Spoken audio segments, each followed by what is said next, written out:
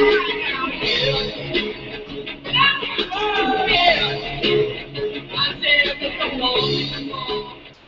a smart one. What's up, ladies and gentlemen? How you doing tonight? It's Michael with Oregon Sweetleaf Revival, and I'm here with you live With Ganja Goddess. with Ganja Goddess, my gorgeous, gorgeous garden goddess. You know, the one that dwells among the beautiful cannabis as it grows in the sun. If you're getting sun in your garden right now, I definitely can understand the frustrations that come with gardening. As an organic sun grower, I find the challenges of the inclements to be the test of time when it comes to the finer things of ganja. And my experience has always been something of a hit and miss over the years as I've progressed. I thank all the people that have helped me along the way through these years of growing, and you know, it's always nice to have a goddess in your garden. So, today's subjects and topics. Boy, what a beautiful, beautiful day today. I was able to get a lot of stuff done in my garden. Things are looking nice. Thanks to Oregon Chronic Solutions for staying open a little later tonight so that we're able to get down there and get some of the finer things in life for our hard labors during the day. Just to get it straight right off the bat, we are Oregon Sweetleaf Revival, and we are a arm of the Oregon Medical Marijuana Patient Advocate Council. And the Oregon Medical Marijuana Patient Advocate Council is a group of like-minded gardeners and growers and medical patients across the state of Oregon and other parts of the world. As I've been able to see, I want to get off some cool kudos first. Our viewer in Chile, we appreciate your viewer. I hope that you find our information helpful,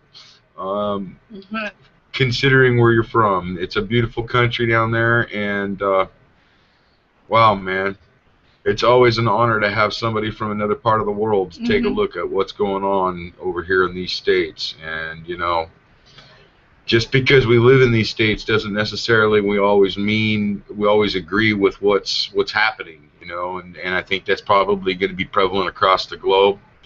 But there's one thing that's happening that we can all agree on, and that is the legalization of this beautiful plant. Yep. And not only the legalization of it, but the miracle of it. What it's doing for children, men, women, grandmas, grandpas, moms, dads, uncles, aunts. These people are getting new leases on life with a substance like this. You know, they say 60 grams, and you're good to go. Just 1 second here.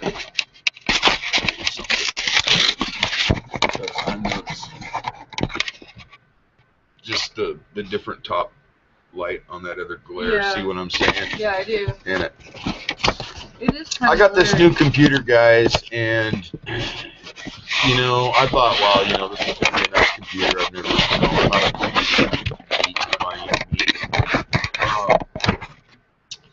anyways, you know, I've crashed so many computers, it's not even funny. So let's get this thing started. Why don't we, while we're talking about what's going on tonight, we've got some Purple Kush. And this Purple Kush is brought to you by Oregon Chronic Solutions. You can locate these folks down there off of the corner of, I think it's Madison and Fairgrounds Road. And Salem, Oregon. Wonderful people. Glenn, Miko, James, Sean, Casey, all the folks down there that run that wonderful place. They're very knowledgeable and very skilled at what they're doing, and they're patients as well. A lot of these folks, you know, my personal knowledge of it is that, You know, you're also dealing with people that are patients. So it's cool to have a patient as a bud tender behind a counter. You know what I'm saying? And, you know, we've been invited to do an interview with them, and I plan on setting that up because I volunteered my services. I'm going to go down and do a mural on their shop wall. And Ganja Goddess, I'm hoping we'll have things going. You're going to have a camera, so maybe we can do some... Yeah, I'm going to take some pictures of the valley. Yeah. So what we're going to do is we're going to place basically the I-5 corridor, the valley, the Willamette Valley, and we're going to paint it. I'm going to paint it on the scene, in the wall, in the dispensary down there. A mural so that it can bring some comfort to those folks that are from this area, and maybe some excitement to some people that are not. So if you're from another state or anything like that, you be sure that if you're coming through our part, you hook up with us so that we can point you out to the right place. And if not, man, you can come over to my garden and we can sit and toast one.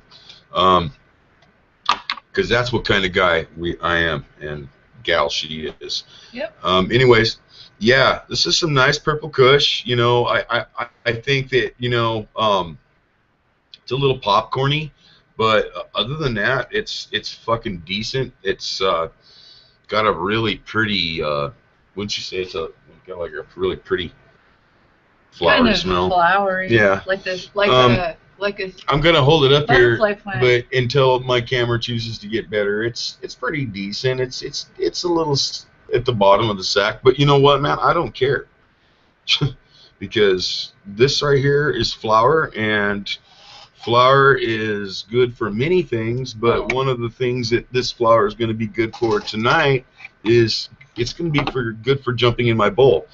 And so the magic trick of it is that instead of pulling a rabbit out of my hat, I'm going to pull out a Kush flower of the purple sort, and I'm going to load it in my bowl. And, you know, as I'm loading this bowl, I want to first off say I'm loading this for all those brothers and sisters tonight who's had their family torn apart, been hostilely treated unjustly by people that are supposed to protect us in the law enforcement community. If you're watching, I hope that this show will educate you as well that not everybody's bad, you know. No. This plant's a miracle, and if you don't already know that, you should. And if you need to know it, look at the case studies of what's going on. You know, a lot of people go, well, cannabis hasn't been studied. Well, oh, really? It has been studied. Are you telling me that Brave Michaela's story is not true, and that this little girl isn't cancer-free and ready to rock and roll on her life?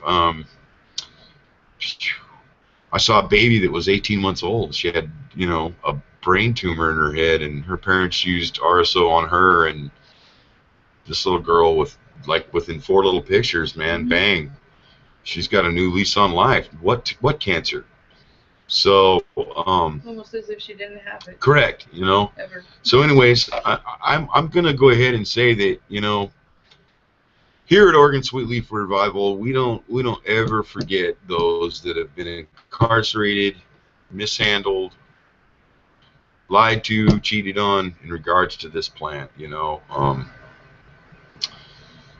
nobody should ever be persecuted for the use of this plant.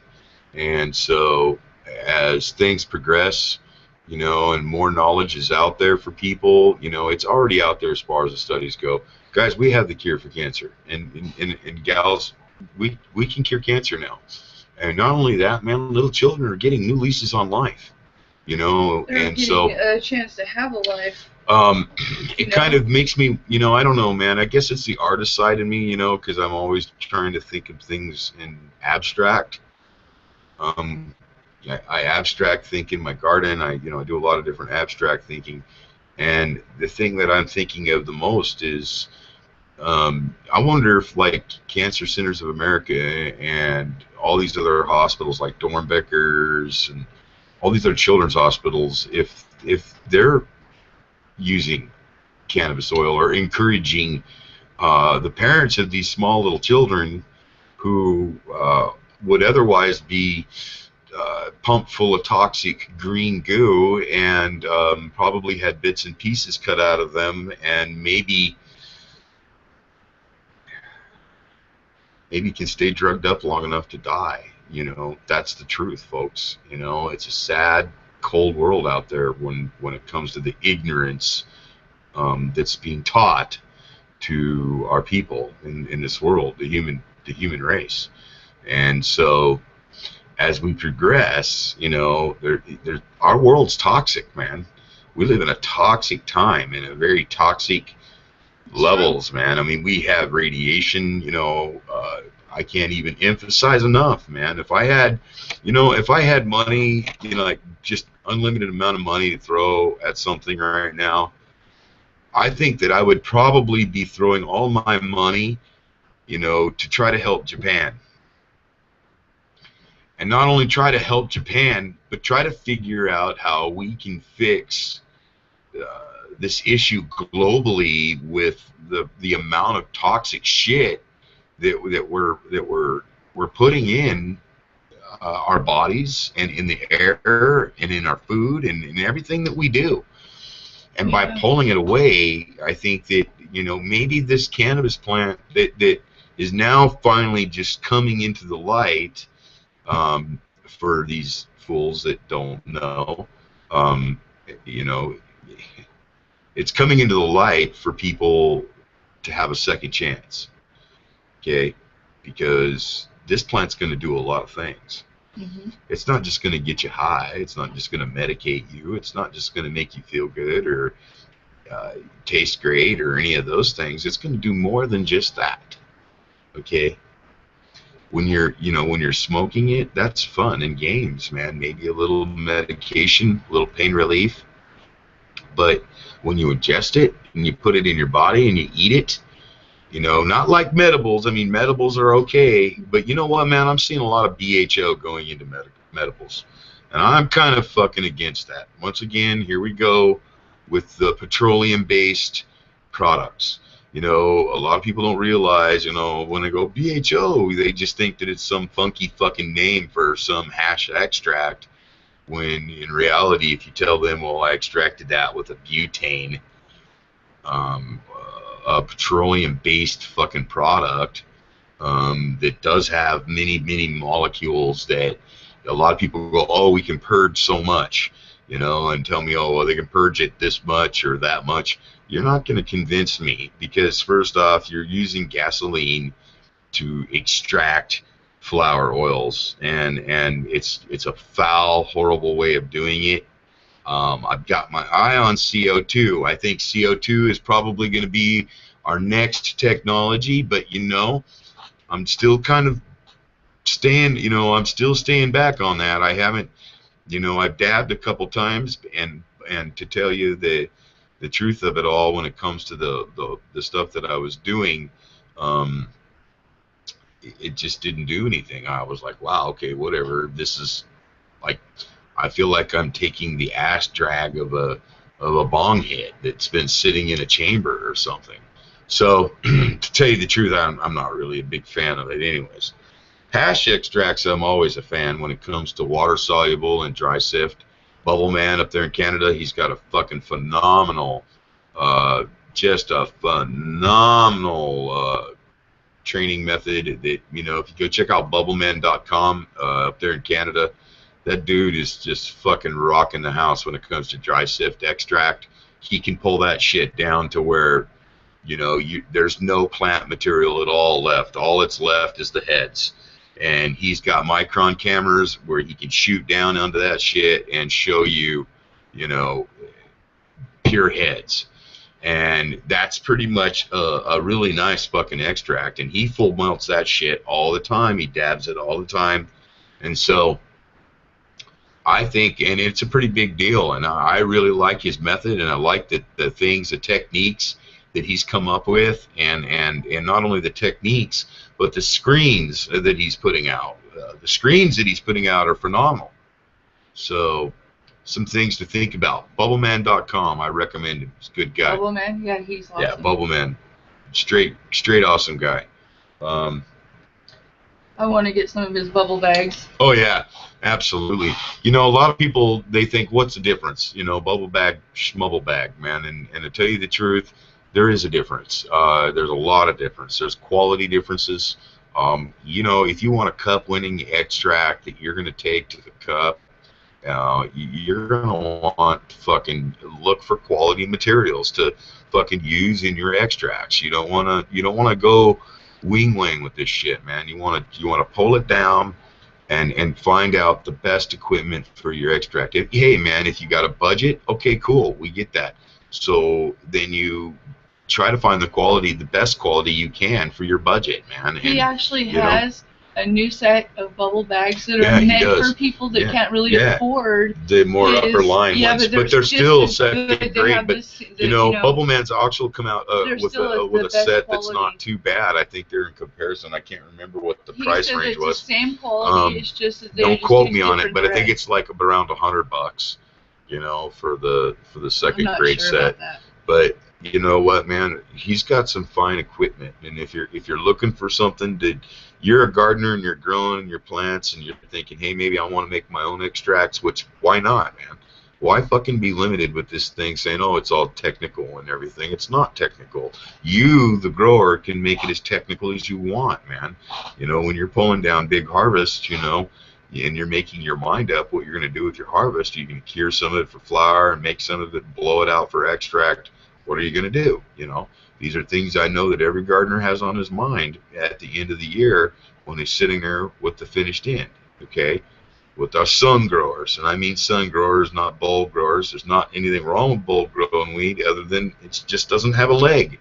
I've never ran into any hydroponic bulb-grown indoor cannabis that, you know, is going to be, for me, I just never ended up with a leg. You know, I always wanted something with a leg, you know, a little longer than sitting there and just burning and burning and burning and burning and burning and burning and burning, you know. I would rather have some with a leg. I mean, wouldn't you?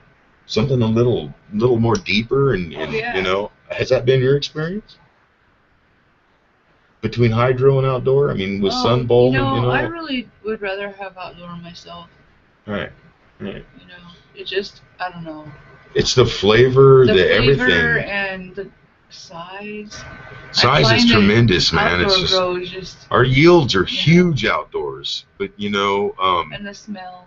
But the thing is no matter, I don't know, man. It's really a different thing when you're pulling down, you know, and I don't know, man. Just I've had some hydro that I liked, but I only liked it because it tasted good. I didn't really like it because of its leg. It just didn't have that leg. You know, that medicine leg, and I call it the medicine leg, and the reason I call it a medicine leg is because it's the length and the depth of the medical effect. You know, when you take this cannabis inside, you want to, you know, are you feeling it on the surface of your skin? Is it gonna take care of your pain deep? Is it gonna reflect that way? And is it gonna have a leg? Is it gonna live a little bit in your body before it just goes away? And I think that, you know, when you're talking about strains and depths of different strains, you know, I try to seek a daytime strain and grow one and keep a daytime strain in my garden. And then I try to keep, you know, the mid-range and, of course, the nighttime strains as well, you know, and that's my pure indica strains. I don't know how much better you can get with that, you know. So some things to think about when you're doing that, man, you know, equipment. So here's to all those people that are locked up tonight. Mark, you know, man, Jody. 8 more days. I know, 8 more days, bro. You know, I remember what it was like when I first got out of the joint, man, and we'll talk about that as we light this up. But what I want for those brothers and sisters out there that are watching this and do sit down and watch, man, grab your bowl, grab your blunt or whatever it is you choose to use, but grab your medicine pipe and sit back, man, and just smoke that first one for somebody you have known who's had their life torn apart because of ignorance, because of ignorance over this plant and over the substances that we choose to use. Okay? Tonight, I'm going to smoke this for Lori Duckworth and her crew, man. You know, they find out here pretty soon. They find out here pretty soon. They're facing life sets, man, long periods of time, and for medical use, which is stupid considering how we are in our country today. So 24 states right now on the seaboard, we're doing pretty goddamn good, I think. So we just got to keep doing better. Here it is for you folks out there that are in a cage tonight, for the families that are without their loved ones tonight. This ganja, this healing herb that I take into my body, I take into my body for you know, in a reflection to all of those who have suffered for something they didn't need to suffer about over this plant. So here it is.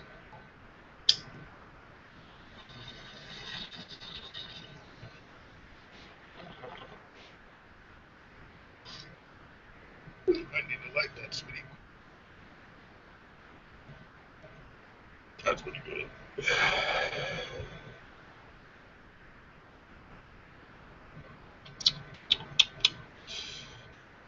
Yeah, man, I remember what it was like, Mark. You know, I just got through rolling out a 90-month bid in the penitentiary, and you know, they don't treat manufacturing charges quite too kindly, you know, back in the earlier days, and so they found it fit to find the fiddle. Anyways, I was rolling up out of that joint. I remember, you know, I had a wife and a little kid at the time, a little daughter, stepdaughter. I married this girl in prison, and you know, it was one of those prison marriages because I was supposed to get out of the joint, and then the parole board, for some, you know, fucked up reason, said, nah, you haven't been good enough, you're a bad guy, you need to stay there a little longer and do your fucking thing. And so they didn't give a shit that my grandma was dying. They didn't give a fuck about anything. And of course I'd already done, you know, 70 some months of my bid. Anyways, I remember getting out right like about 9 days before I got out, and I remember how fucked up it was because, you know, everybody think, oh, you should be excited, you know, and that's never really the fucking case, because time stops when you're getting out. the last 10 days of your set, after years of being in there, that last 10 days, holy fuck, man. That's the worst. The first 10 days is the worst, and the last 10 days is the worst of any prison sentence. That's how I feel about it. After 22 years and 2 different tours in prison, I can tell you, man, my experience was the first 10 days and the last 10 days were the hardest part of the transition. So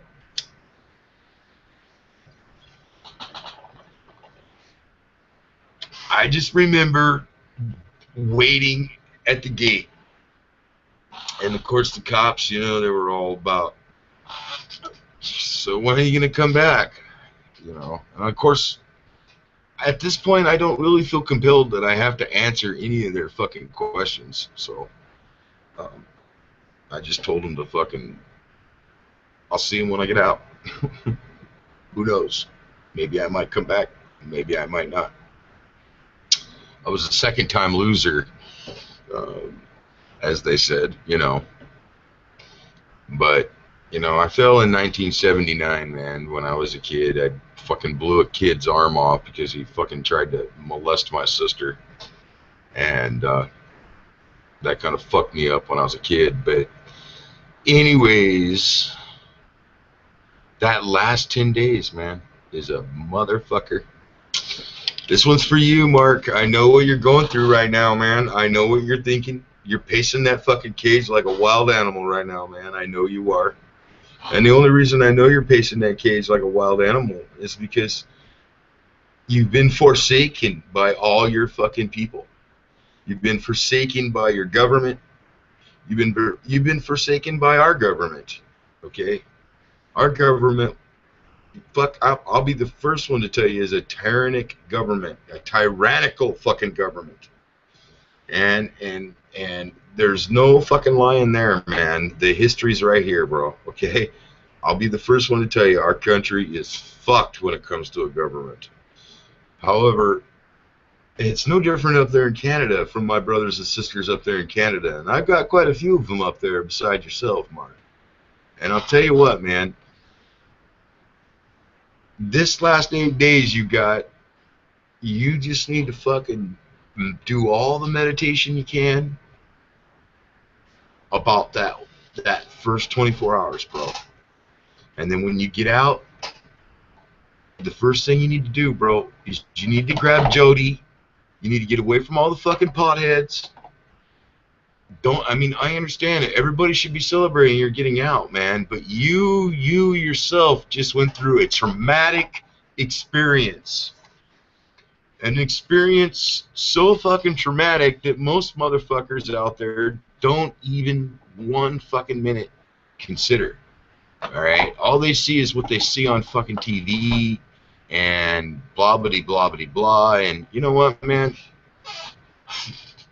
Fucking TV is a bunch of bullshit when they want to talk about what goes on in prison. So I guess it's about getting a grip and trying to figure out the best way to what your focus is going to be after you get out. You know, don't let anything persuade you differently, because you're going to be under duress. When you get out, man, it's going to be highs and lows.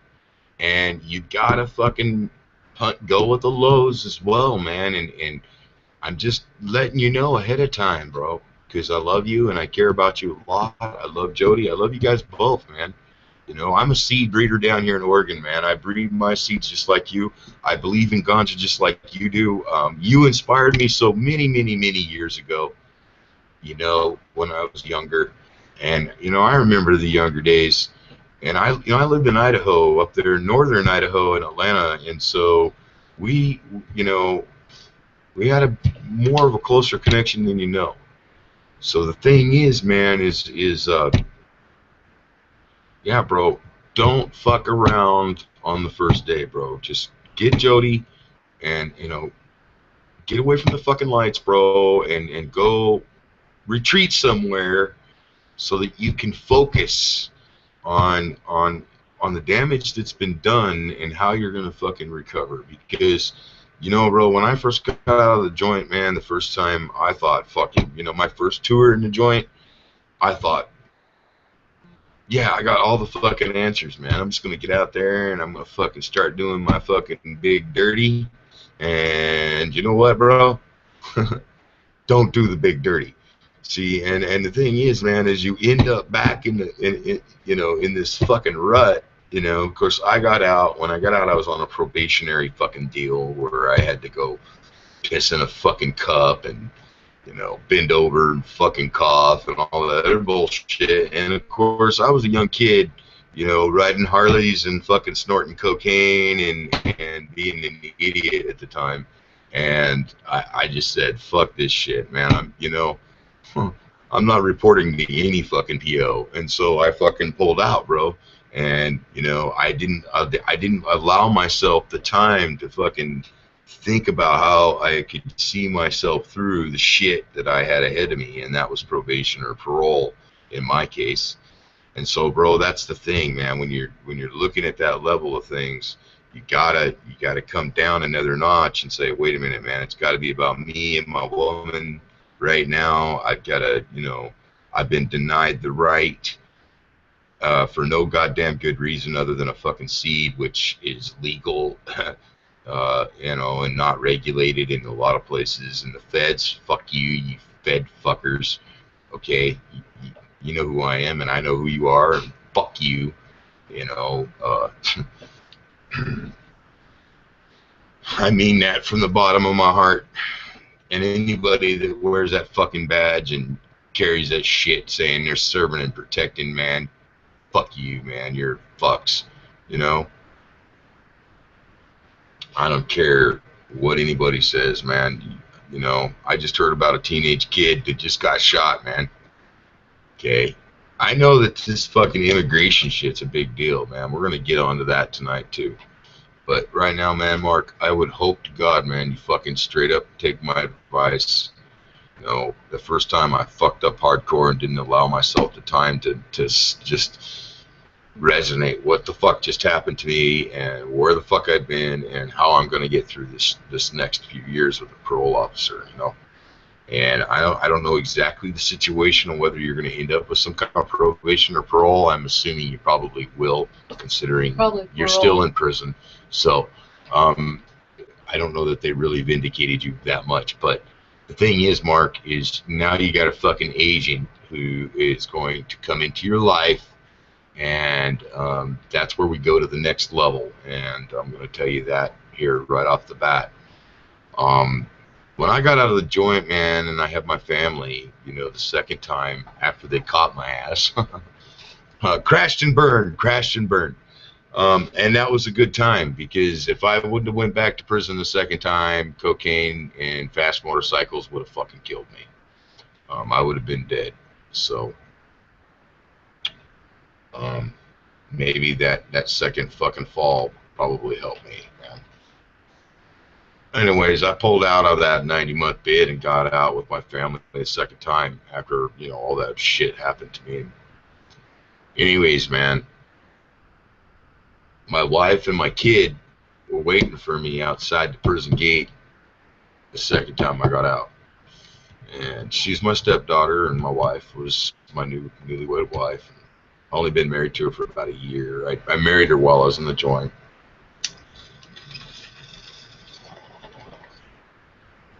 Anyways, man, fuck, man, you know, first thing they handed me my papers when I walked out the gate, and they said, you got 72 hours to report to fucking ball washer #1 at fucking parole office of said fucking place. And so I was like, fucking kind of knew that I was going to have to fucking face off with some fucking ball washer with a badge. And I ended up going down there and fucking doing what you had to do. Doing what I had to do, man. And the first thing the dickhead wanted to do is he wanted to tell me that, you know, I'm going to be a 3-time loser, and fucking that, you know, 3rd time's a charm for him.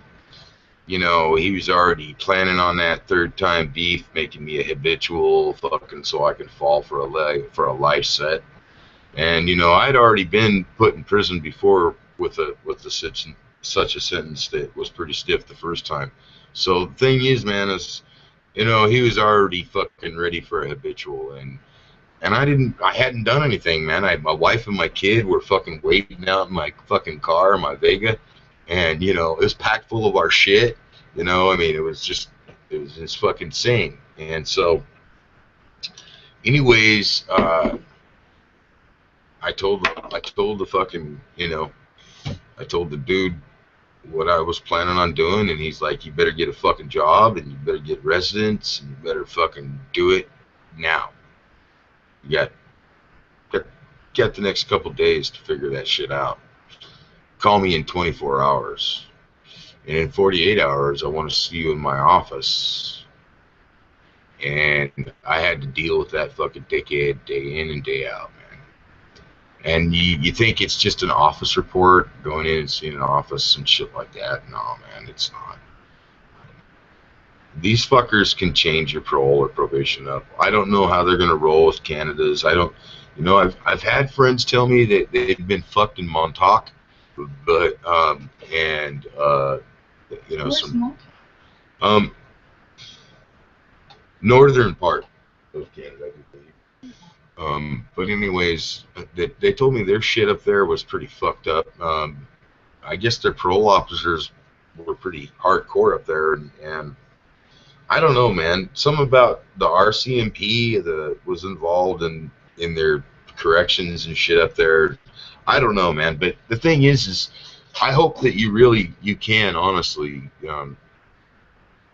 get a decent person at least or whatever, man. And I hope that they don't subject you too much. But that first 24 hours, bro, please just get Jody, man, and your loved ones, and fucking stash yourself away somewhere and enjoy the fact that you're free and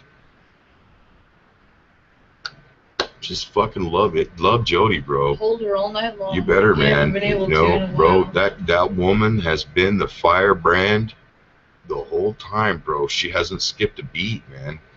And she's impressive. I mean, my God, bro. I want her for my president down here, bro. She can run my fucking country right now. I vote. Jody for president. Jody for president. Jody. Yeah, here's the first two Americans that say fucking for vice president. Jody for president. You know what I'm saying? I really believe it, man. You know, bro, but... Well, Barack Obama is Kenyan, so why couldn't Jody be president here? Yeah, right. Why couldn't that happen, honestly? You know, as we progress on this show, I think that one of the biggest things that we gotta fucking really stay focused on, bro, is that you just get that time that you need. And if you got questions about what you're doing down there, bro, I know you probably won't. I think you're gonna be a rock star. You're gonna do just fine down there. I get it. So if you got a question, bro, shoot me an email, OregonSweetLeafRevival@yahoo.com. Love to chat with you. Yeah, bro, I'd love to chat with you, man. I'd love to talk strains with you. I'd love to talk what's going on in my garden, and you know, just get down on what's gonna go on. But that'll be later down on the time, man. Right now, I want you to just maintain your freedom, bro. Get out in 8 days, bro. I know it's horrible in there right now, man. I know what it's like. You're pacing that cage like an animal. All you got on your mind is grabbing Jody, bro. I know that, man. And she's waiting for you. Oh, she missed you a lot. She let everybody know. Oh, man, bro. And I honestly, bro, I hope you guys take off and have a vacation. I hope you can have a vacation up there, up north somewhere. If you guys ever come down this way, you know where you're invited. Our doors are always open down here at Oregon Sweet Leaf Revival for you and Jody. Yep. So our garden loves the fact that it's been inspired by artists such as you, Mark. Oh, yeah. So, anyways, man, you know, that's the thing that we go on, is inspiration from one brother and sister to another, man. In Oregon Sweet Leaf Revival, everybody's a brother and sister, you know, because we all have the same common focus. Is that one, we want this plant freed worldwide. We want the whole world to have it. If Uruguay can do it, you know, yeah, man. Come on, man. If Uruguay can do it, we can do it for sure. Oh, wait a minute. What about North Korea? It grows all over the place down there, or there in North Korea. It's legal. They smoke it. Why couldn't we do it? There it is, folks. It's legal in Uruguay, man. Imagine that. So,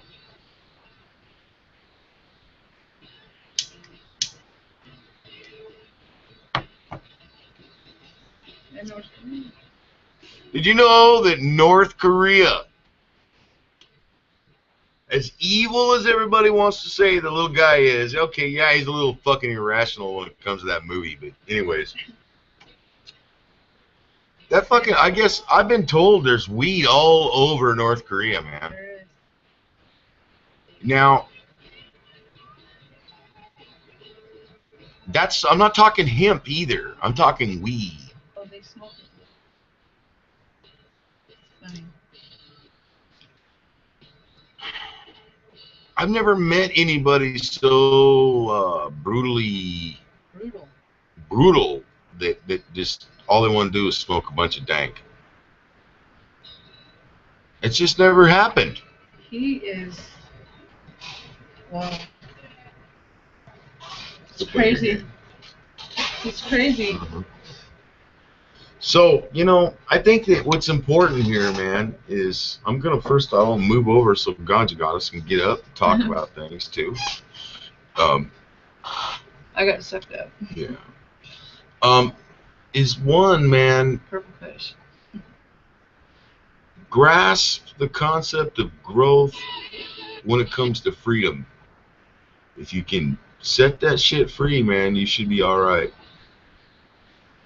I know that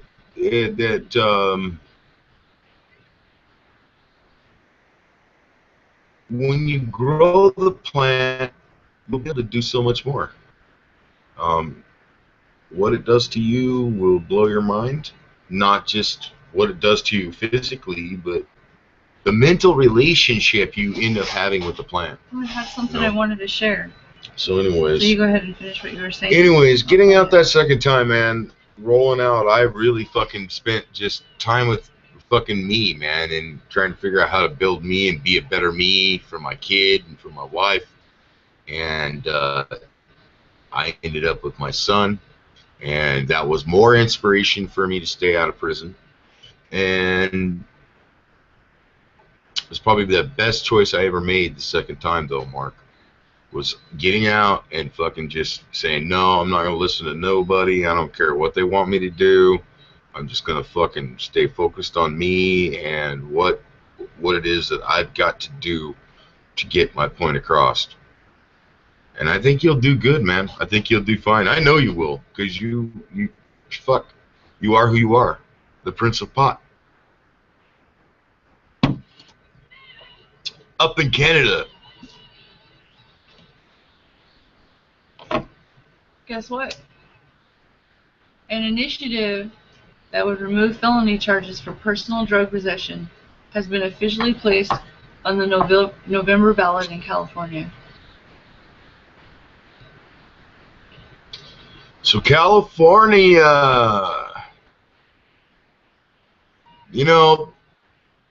Jack Hare has quite a lot of blood running through that country. And I mean it, man. I really do mean it. Blood. The blood of inspiration that he left behind so many people to make this a victory for you guys down there. That's a good thing, man. That's a really good thing, don't you think? Oh, yes, I do. Yeah. But don't you forget, California.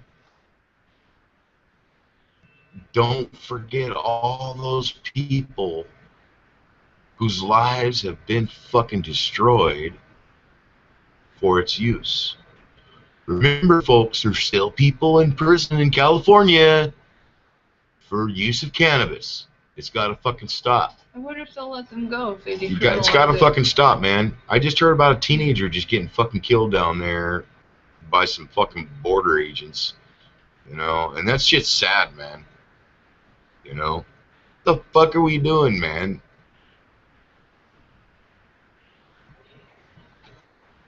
We have non-lethal methods of fucking dropping suspects. What the fuck are you doing shooting a teenager, you fucking pig fuck?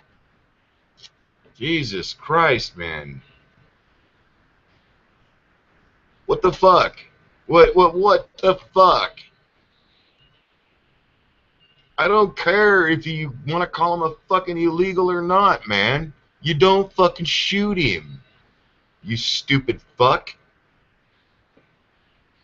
I hope you fucking never sleep again, you dumb motherfucker. That pissed me off when I heard that today. A teenager, bro? Really?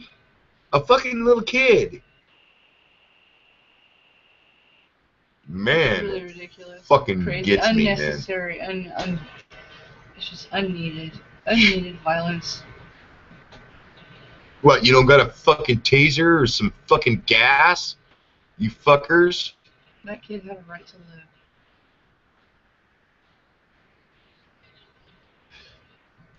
Man, that's bullshit. He probably was just trying to come over to the United States. Illegal, I know. I don't agree with it either. But in his mind, he was probably just trying to come over here so he can feed his family. He was a fucking teenager. Yeah. Barely fucking wet, man, and you fucking shoot him? You stupid fucker. Blood is on your fucking hands, you stupid fuck. I hope he sees this broadcast. An innocent fucking teenager? Okay, yeah, okay, he's guilty for jumping that fucking fence. Fine, man. Punish him for that shit. But what the fuck, man? You got tasers and all kinds of weird shit, man. You don't need to fucking pull your gat out and fucking blast him. What? Did he have a backpack on or some bullshit? He probably had a pressure cooker. You know, this is what bothers me the most about all this bullshit. America, wake the fuck up, man. You're all a bunch of fucking immigrants. Every fucking one of you. And you know what else, man? A majority came here just like they did, running from fucking tyrants and kings that were fucking burning them down. Why is it any different, man? I mean, really, fucking think about it. Don't. God damn, man. Pull your fucking heads out of your ass, America. Fuck, man. You want to politic this, politic that. Them fucking politicians are puppet-ass bitches on fucking strings by 13 individuals who can sit in a room and have breakfast together. Them's the motherfuckers that we need to be looking for. You know, I live in a fucking country where you fucking make vets homeless. These fucking kids that you said, oh, America, patriotism, fucking blah, blah, blah, blah, blah, red, white, and blue. You know, protect America. And then you send them over there and fucking have them blow up fucking poppy fields and fucking oil fields and shit and terrorize fucking women and children and shit in small little villages that had never seen a fucking white face. You know? And then you want us to fucking buy the Al-Qaeda. Al-Qaeda, you mean? Al-Qaeda? Do your fucking math, America, you dumb fucks. All you idiots that believe that some goat handler fucking that is out in fucking the middle of the fucking desert gives a flying fuck about you or anybody else or his cause. You're wrong. You're all fucking wrong, man. Those poor Afghanistani people, man, have been fucking bombed and blown up and fucking do your history, man. Who's a fucking tyrant here? Jesus Christ, man.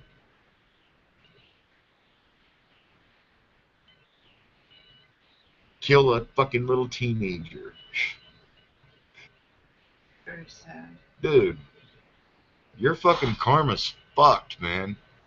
I don't give a fuck who he was, bro. Your fucking karma's fucked, man. You killed a little fucking kid. You should be ashamed of yourself, man. Rule number 1. No women and children, you motherfucker. You want to face a man off, you face him off. But you fucking didn't, dude. You killed a little kid. Do you feel better about yourself? Y'all fucking Google it, man. A teenager was fucking shot brutally on the border. Kid was trying to cross the border, okay? Yeah, okay, whatever. Don't fucking give me your opinions about border bullshit, okay? I'm a fucking biker. There are no fucking borders to me. Don't fucking put one up. Not for those folks down there or for them here, man. And it's bullshit, man.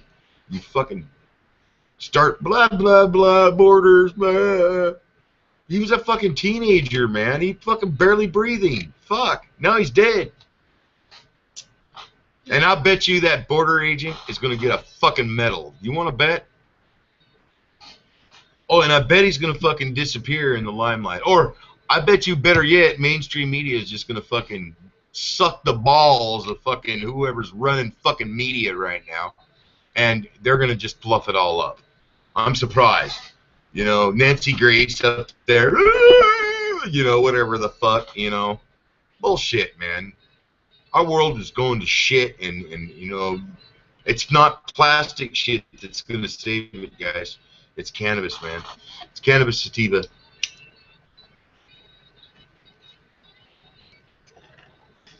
It's plastic shit that's going to fucking kill you, man.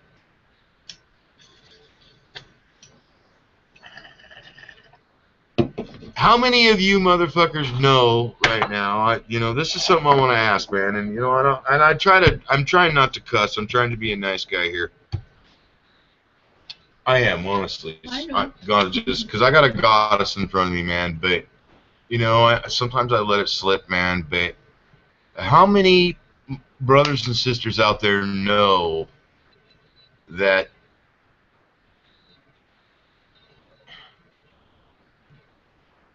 they're carrying a GPS right now on them? I mean, have you ever really thought about that, man? I mean, sitting there and just thinking, I mean, what?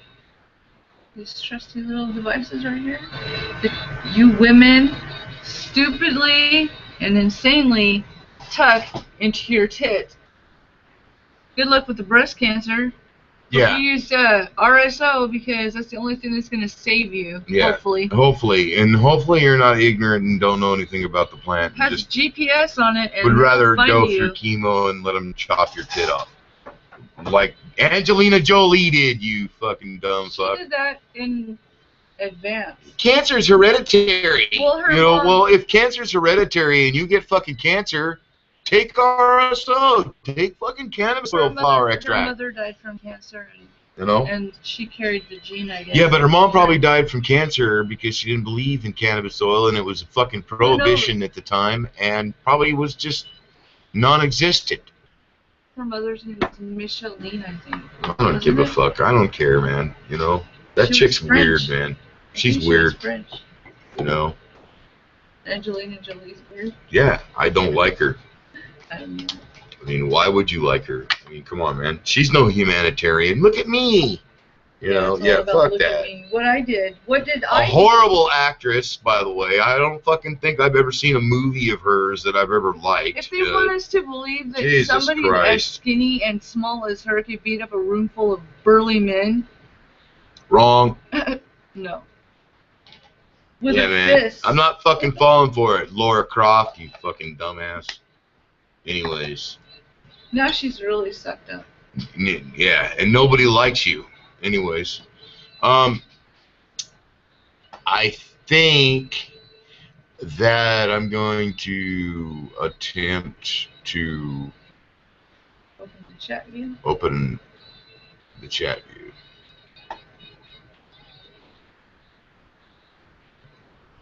Well, there it is.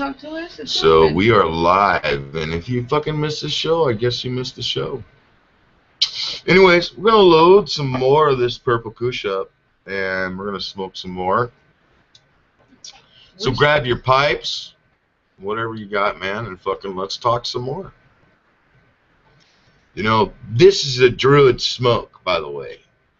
I believe that when you grow this and you begin to smoke your own and you begin to have a relationship with it, that it teaches you how to feel about things. So, you know, I guess that's probably why I was pretty irate about that kid getting killed, man. You know, dude, it's fucking sad, man. Somebody's baby died because some fucking hyperventilating fucking idiot who's been told he's doing his fucking duty fucking lays him low, bro. Some mother tonight is gonna be fucking freaking, oh my god, bro. I've got all my kids and I'm so fucking thankful, but fuck, I don't know what it would be like.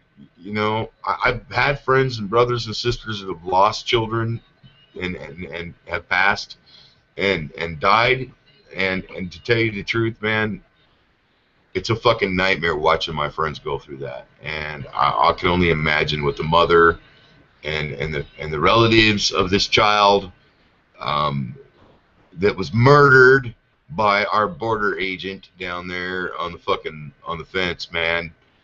You know, I'm gonna call it the fucking fence. I did 22 years in fucking fences, and I can tell you right now, man,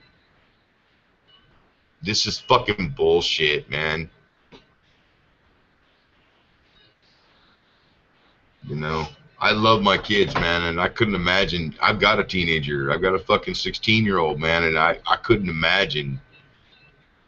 Oh my God, it would fucking drive me insane, man. I would be coming for you, border agent. Oh, yeah. Because I have no fucking borders, motherfucker. Oh, and I'd be with him. I can't believe you, you fucking dumbass. Shoot a child, bro. You fucking killed a child, man.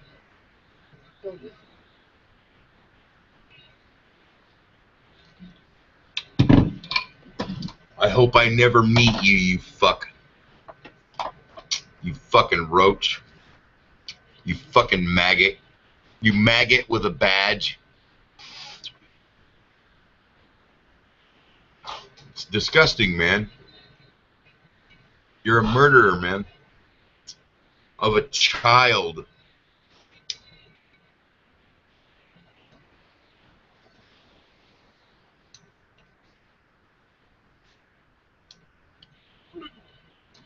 Oh.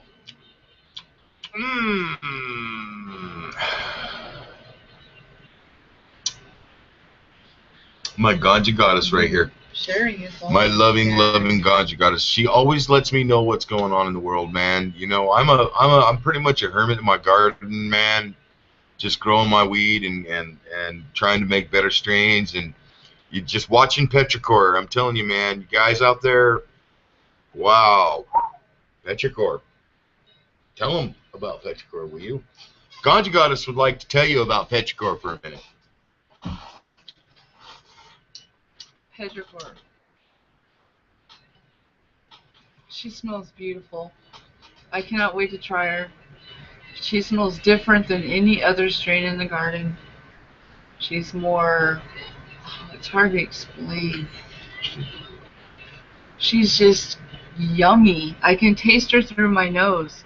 How's that? Yeah, she says she's, you know, tasting it through her nose, man. What do you like to do to the petrichor when you go out there? What do you call it? I like to smell her vagina. That's right. Ganja goddess likes to smell her petrichor's vagina. And I think that's wonderful because, you know, all of us gardeners who are growing cannabis, we want those vaginas growing in our gardens. And those that are breeding, I cannot believe you made me say that. Occasionally want to throw out a wiener in there. What a fucking wonderful thing this plant is. What it teaches us, it teaches every one of us that we as growers, we need that female. We need that female. Do we not need that female? Yeah, we do. We need the female, and we need it all the time. I mean, you know, we want the best females. We want the highest strain females, and you know, we rely on those in our garden, and they're our number one reason we're owing. So, our number two, though, I think sometimes can be forgotten, and that's something that I wanna highlight, guys and gals, because I know there's wonderful ladies out there that are just as ass-kicking growers as there are guys, and I personally know of a few. So,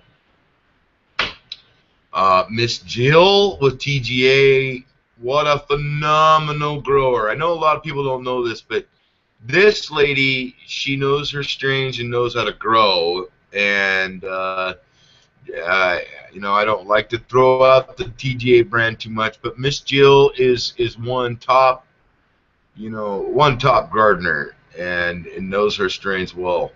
And I think that it's a phenomenal thing when, you know, you can practice the finite of a breed. And, you know, one thing I think all of us growers and breeders out there can agree on is that as fast and quick and ready as a clone can be, it's not always the best dank. You know, you can take clone cuts and you can cut the shit out of them, bang, bang, bang, bang.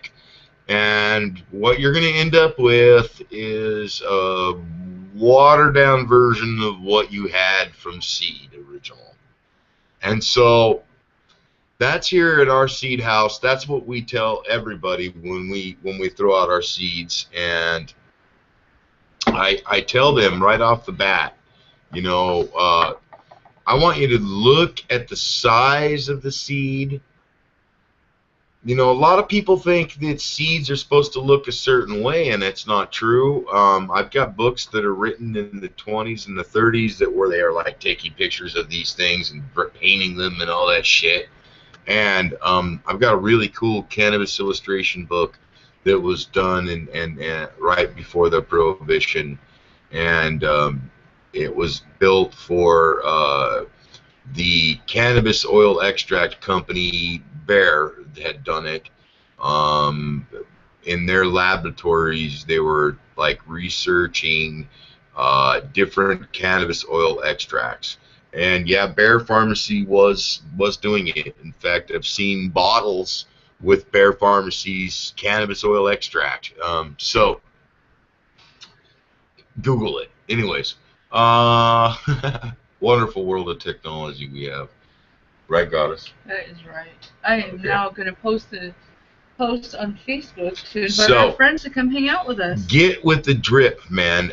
Seed identification can be multitudes of different things. You know, there's the firmness of the seed, but also the shell, the structure of the shell. A lot of things can be told from that. You know, and a lot of people think, oh yeah, tiger stripe, tiger stripe. No, folks, you're fucking wrong on that, okay? Yeah, seed identification when it comes to markings, typically they go in variances. You cannot and you will never be able to, I don't care what you fucking do, you'll never get a fingerprint, not on a cannabis seed. I've never seen one. I've got fucking thousands of them that I've personally produced out of my gardens, and I've never seen the same fingerprint. Even in my breeds, when I'm breeding and I'm trying to, you know, I've got a father here and I got a mother here, and I'm a couple different other mothers that I want to impregnate, and how I'm going to do it, process. I'm pretty meticulous in my pollination. I actually keep pollen on hand. One of the things that is pretty big is sexing is always a nice addition to the seed breaking, but when you're getting into the mothers and their pollen factor, or fathers and their pollen factors, some of that pollen residual can be wasted or just rotted away. And pollen will rot, so it will grow mold if you don't deal with it right. So especially male pollen. And so what you got to do with male pollen is I think that if in our breeding room, I'll do a video with my male, and I'll show you what I'm talking about, because at this point I have not had a male develop, not in any of the packages of Petrichor or the other.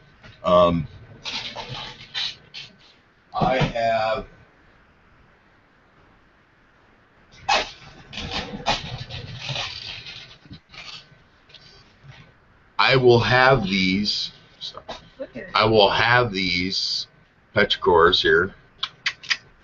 I will have these guys available at the 710 event, and I will also have this is Petrichor. Petrichor, of course, you know, like I've told you before, is Matanuska Thunderfuck. It's an MTF. It's not an ATF. A lot of people go, and I'll tell you something right now, man. I've got both of them in my garden, and I can show you that they're two different plants right now. Well, if you go over to our Facebook page, we have videos. Our YouTube, we have lots of videos of the garden so far. We have pictures on Facebook. Yes, we do. And they're beautiful. They're beautiful. Their outcomes so far. And I think Ganja Goddess is going to have a nice sunny day tomorrow, and she's probably going to go out I'm going to be in her bikini and probably get in the sun and do some photos. Yeah. I don't think so. Yeah, she's a little moralist. No, I'm a little fat. Anyways. No offense to all the fat girls. Anyways. Fat girls are great. She's got a fat brain.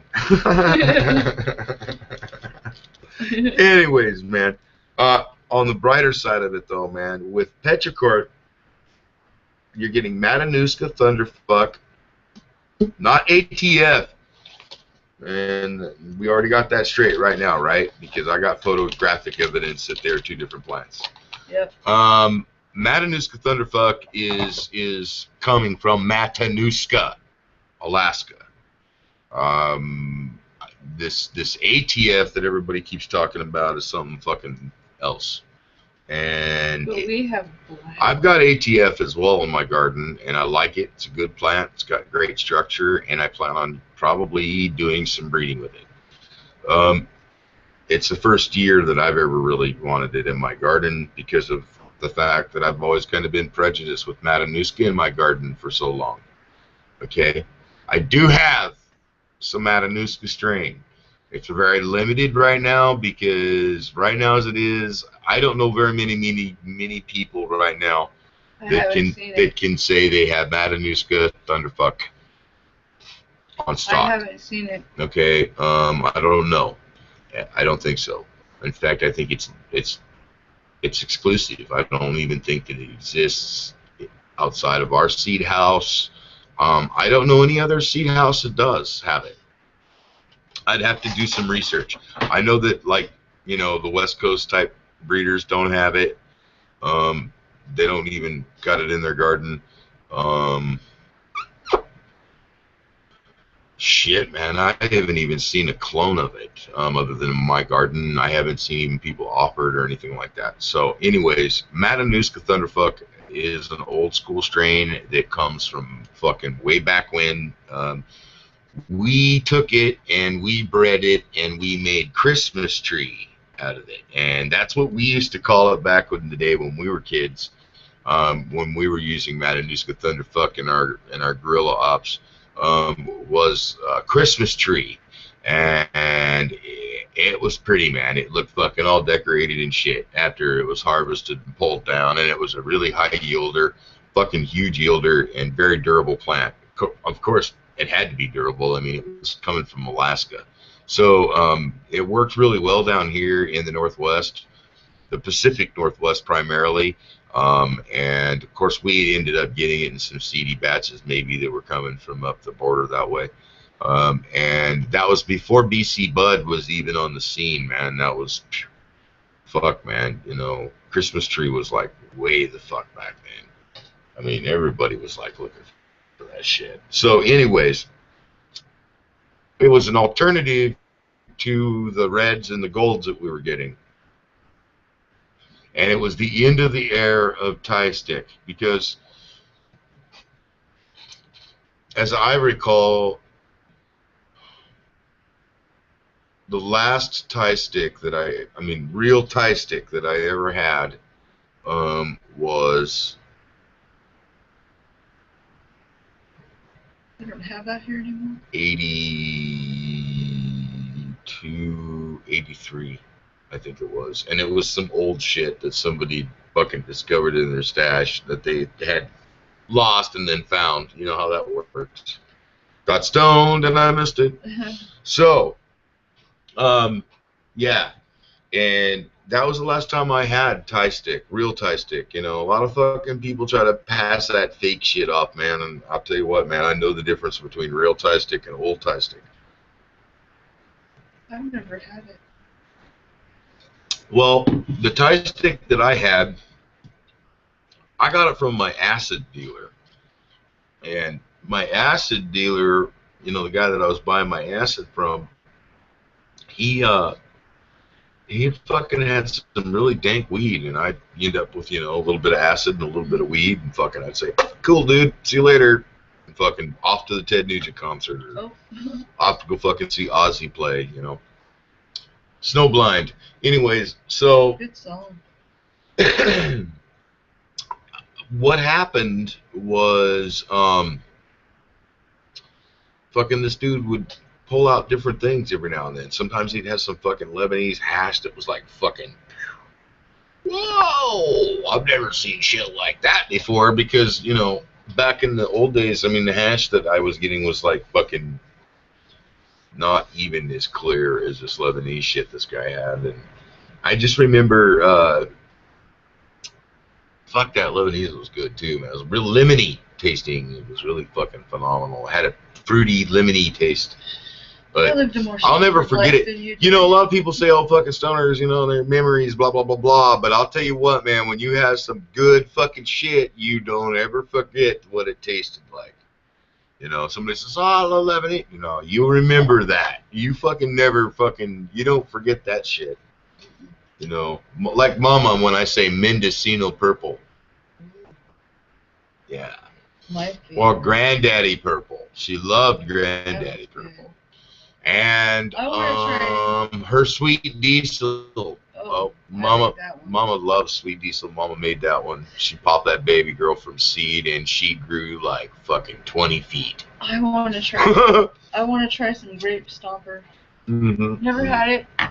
I want to know, what's your favorite strain? Yeah, man. Let us know. You guys leave your comments, let us know what your favorite strains. And you folks that are watching us in Europe and different parts of Asia and different parts of South America and other parts of the continents of the world, please let us know. My world friends, why don't you let us know what's going on in your community and what, you know, what's the down low about what's happening. So, you know, maybe we can share information. And we had someone watch us from Serbia. Yeah, we had somebody that was watching us from Serbia. Serbia, our love and respect to you. And you know, let us know over there in Serbia what the deal is on you know, on the cannabis situation. And to our viewers from Mexico. Hola. Yeah, hola from our viewers from Mexico, yeah. Ustedes. Todos ustedes. I'm sorry for that mother down there that's lost her child. I don't know what part of the side of the border she's on, but, you know, fuck, man. I'm very sorry about that to the family and relatives of the child that was murdered by that border patrol agent down there. Fuck, man. I'm really sorry about that, and I hope that border agent fucking hangs by his balls somewhere, man. You know, he deserves to be held accountable for that. He killed a child. But anyways, I don't want to go back on that one. So, yeah, man, with seeds, they don't have the same fingerprint no matter what you look at. So, you folks out there that are wanting to take a look at this Matanuska Thunderfuck strain, I do have that. I'm going to make it available at the 7 to 10 event in Turner, and if you folks show up, you guys remember that event's going to come up. I think I got the paper in my pocket. I don't think I do. When is that event? We're going to post it July 10th. On July 10th. Okay, folks, in Turner, Oregon, and it's a concentrate. It's a concentrate event, and so what I want you to check it out. We're gonna put some stuff. I think we already have a flyer up on our Facebook. Right. I can get one. We were right there too today, and I didn't grab one. And so we were kind of in a rush. Yeah, and so guys, remember, and gals, gals and guys, I don't want to mean, I'm not a sexist like that, but anyways, all good people out there. All the good folk out there, man. If you guys are bored off your butt and don't know what to do, July the 10th. okay, in Turner, on a 10-acre on a farm, 10-acre farm ranch. acreage. There's going to be music, and there's going to be cannabis extract, and there's going to be speaking, and there's going to be drum ceremonies, and there's going to be all kinds of wonderful stuff going on for folks. I don't know if there's going to be drum ceremonies. Yes, because Glenn told me today, my buddy Glenn down there at Oregon Chronic Solutions, one of the greatest cannabis dispensaries that we have right now available to us in the city of Salem, of Oregon. I like Pitbull, and I'll you know, no offense to Pitbull or anything, but you know, when it comes to dispensary, I just really find more knowledge. Like you know, yeah, Pitbull doesn't make the patient feel very comfortable. So they're nice people, but yeah, nice people, good product. I don't have a problem with their product. Stony Girl Gardens but all is the there. People at Oregon Chronic Solutions, they give me a hug every time they see me. They're more down to earth, I guess, because they're more patients. They're patients. Mm-hmm. That's the difference, guys, about Oregon Chronic Solutions. So, anyways, back to seeds. I have those seeds. I will be making those available also with the petrichors. Okay. And it's not doing any injustice. There are some of these down at Oregon Chronic Solutions, and you know for a donation actually. If you want to check them out, you can go down there too. If you know. But we're gonna have them there as well, and it's my hope that we will be able to present.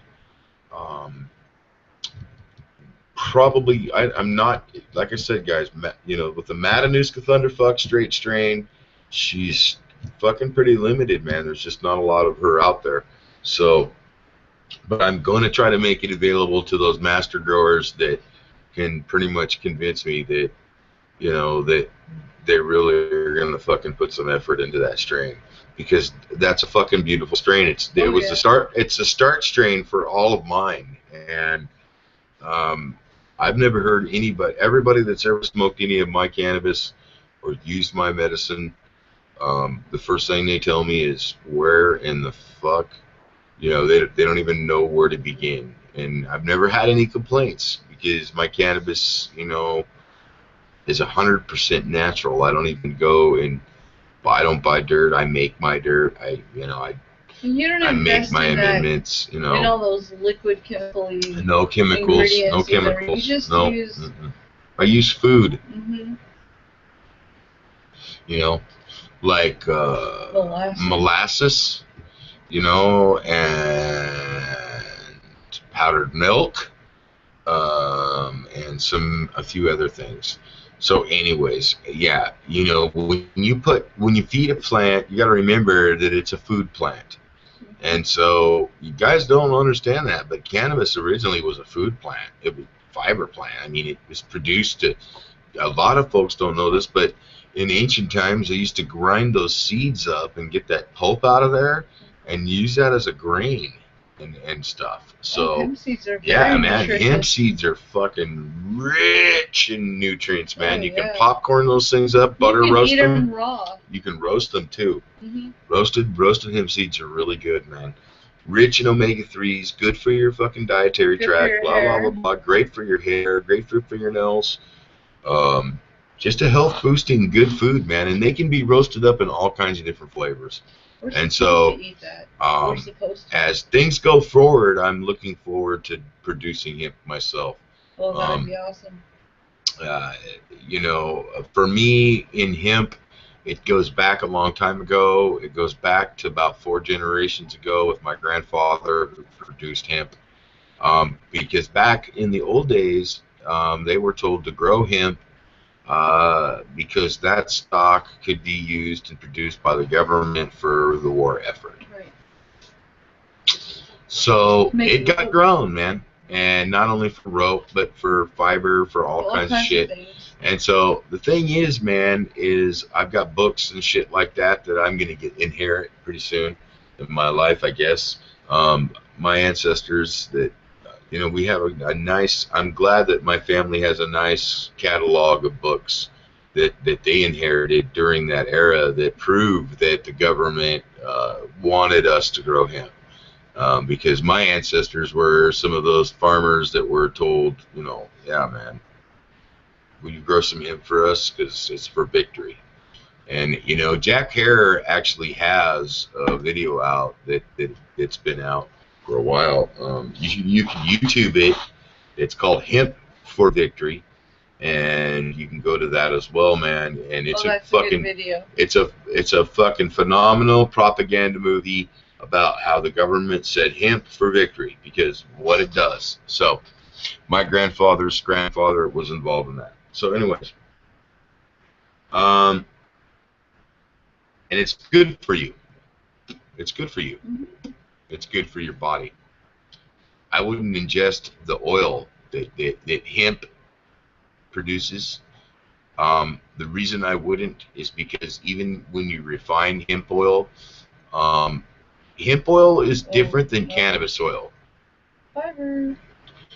Yes, they both bear the same similarities and same properties, but when you're talking about hemp in general, you're looking at a species of the plant that is not going to be considered a cannabinoid. Now, that means no THC, very little at all, and you know, everything has pretty much. I mean, I've heard potatoes got THC in them, but the thing is, with hemp and its oil, here's the cool thing about its oil: we're gonna fucking be able to fuel our cars with it finally. That's right. Refine that shit and make it into fucking fuel. Because hemp oil is actually very, very fucking ignitable. You can burn that shit for a long time if it's refined. It fucking can burn, and it's got a very, very low temp to burn. And the thing about it is when it's refined in its processes, you will be able to do amazing things with hemp oil. You know, I'm wondering if, you know, hemp oil would be high in fiber. Would it be a good medicine for those that have bowel problems? It could be researched. You know? I mean, it could be researched. I've heard rumors that somebody's trying to sell just straight hemp oil for people to extract and take and eat. And I've heard people complain that it's just too much fiber. Yeah. You know, too much intake, and so. But I think that if somebody with you know, the knowledge of math can figure it out, I'm sure they probably could refine it to where it'd be better than taking, you know, where the fibers would. Yeah. What is that medicine? Imodium. That's just chemicals, yeah. Right? Right. I mean, I'm not trying to be. No. I'm just saying that's a very viable thing. I do believe that it can be good for your dietary tract, because hemp seed is proven to be one of the richest sources of omega-3s. I just wouldn't want to use them both at the same time. No. In the same combination, you know, in a combination. I think at that rate, you know, care about it. I'm in the process of I've been experimenting with different cannabis flowers, not the plant flower, but taking the cannabis byproduct and the tender leaf and material and de-stemming it all, getting rid of all the stem material. And I've been experimenting with it. I want to try to introduce it into a bread. Why? Because one, I like the taste of a cannabis leaf. You know, I don't know. I don't know about what other people think, but I think that it can be processed that way. I'm guilty. I've been known to go out and grab a cannabis leaf and just eat the whole damn thing. I've seen that. They taste good. And so, you know, I love chewing on the stem when it's tender and green, and I like to taste the juice from the leaf and everything. And the leaf flavor and everything. I like to taste the flavor of the plant. And so I take a leaf and I'll just consume the whole like leaf. health, doesn't it? I'll eat the whole leaf. And I don't experience any adverse effects from the leaf. But the leaf is really good flavor. It's got a nice flavor to it. So there's a lot of trim that ends up getting wasted, and I don't waste a damn fucking thing in my plant. The whole plant that I grow is worshipped from the beginning to the end, and even after the end. So, what were we gonna say? I just wanted to ask if anybody of you have had any experience with that. What is it called? The HRSO? Is that what they call it? It's called HRSO. It's hemp. Rick Simpson's oil, or whatever I guess. It's called, but HSO, hemp. I want to know if any of you have had any experience with it, and maybe you'd like to share. HO, that's what they're calling it, I guess, hemp oil. I'd like to hear some feedback from some people. That would be cool. One other thing I would probably say is that as things progress, I think that a lot of hemp will just, I think it's going to go a long ways because we're going to be able to stop killing our forests, which we should have been done a long time ago. And maybe it would give us more resources to take better care of our forests. Yeah. See, I think that maintenance and management of forests is important if you want to keep them nice and proper. But, you know, when you're fucking clear-cutting fucking thousands of acres of our old-growth timber to send to China so you can fucking China can send it back to us in particle wood, and say, here you go, fuck you very much, at Walmart.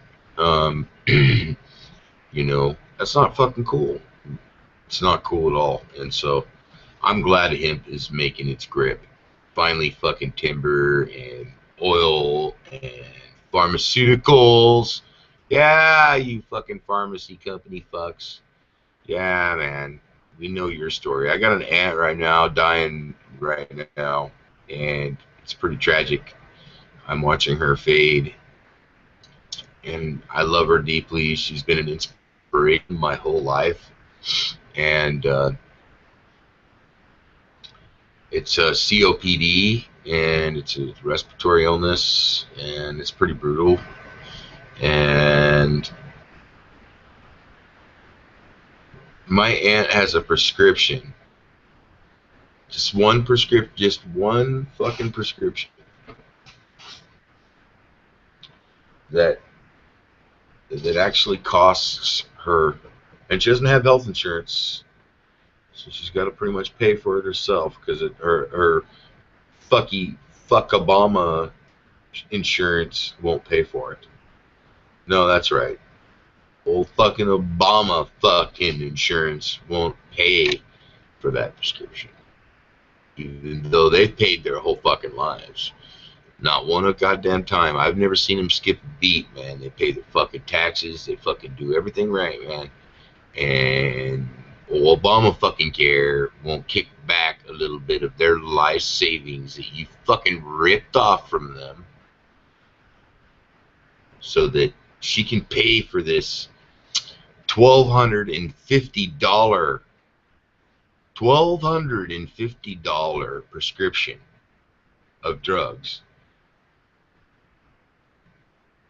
What pharmaceutical company in their right fucking testicle have the nuts to fucking do shit like that to sick people, man? It's fucky. It's sad as shit, man. 12 bills, man, for a little vial of shit. That's what my uncle tells me. And it kills me, man. It kills me that pharmaceutical companies can get away with fucking doing that. That's just one woman, and I'm sure that many, many other Americans across this fucking country have been fucked over and now their health insurance is fucking out the window. And oh, by the way, you've been threatened. If you don't have it, you're fucked, and all this other bullshit. Like, you don't have an option, you know. Fuck you, you pharmaceutical company, man. Us potheads, man, and us gardeners and growers and producers of cannabis oil, and we know what cannabis oil can do. We're gonna fucking win, okay? We're gonna win. You're gonna lose, pharmaceutical company. So you better fucking get on board or get the fuck off, man, because you might have all the fucking money in the world and you may be able to buy a lot of shit, but one fucking thing you're not gonna buy is the knowledge that it takes to have this plan in your life. Because you fucks have found it in your hearts to fuck the citizens through this wonderful Obamacare bullshit because you want to make money. We know what you want to do, you pharmaceutical fucks, so we'll jack the prices of the pharmaceutical drugs for the sick people, moms, dads, little babies and kids and shit that are dying and need their drugs, and you fuck them. Yeah. I already told you in my last show, guys, fucking treason. The fucking president and Hillary Clinton and all them fucks sitting over there playing with their drones and their strippers, they need to be fucking hung up, man. They all need to. Because they've divided us all. Got all these fucking weird opinions about what the fuck's happening. You know, I was out in my garden today. I want to point this out. Remember this? Chemtrail. I was out in my garden today, and I was working with my son. You know, I work daily with my son. Me and my son are, you know, when we're out, we're together. And the older son. Yeah, and we were out working in my garden. He was helping me with my tomato plants because I grow cannabis and I grow vegetables and all that other stuff too. And so we were just dinking around, and it was a nice day, clear outside, and I'm watching fucking chemtrails, and you know, the only reason I can't believe what was really going on is because I know the difference between a chemtrail and a contrail. You see, because a contrail is something completely different than a chemtrail. So if you don't know, just Google it, because I'm not going to explain it. A contrail is something that a plane leaves naturally and is merely vaporized. A chemtrail is something that will sit in the fucking sky for anywhere in the ranges of about 20, 30 minutes, sometimes longer. I've seen them spread out for about an hour. Okay? And the plane's been gone for an hour, and that shit's still fucking just sitting there floating in my sky.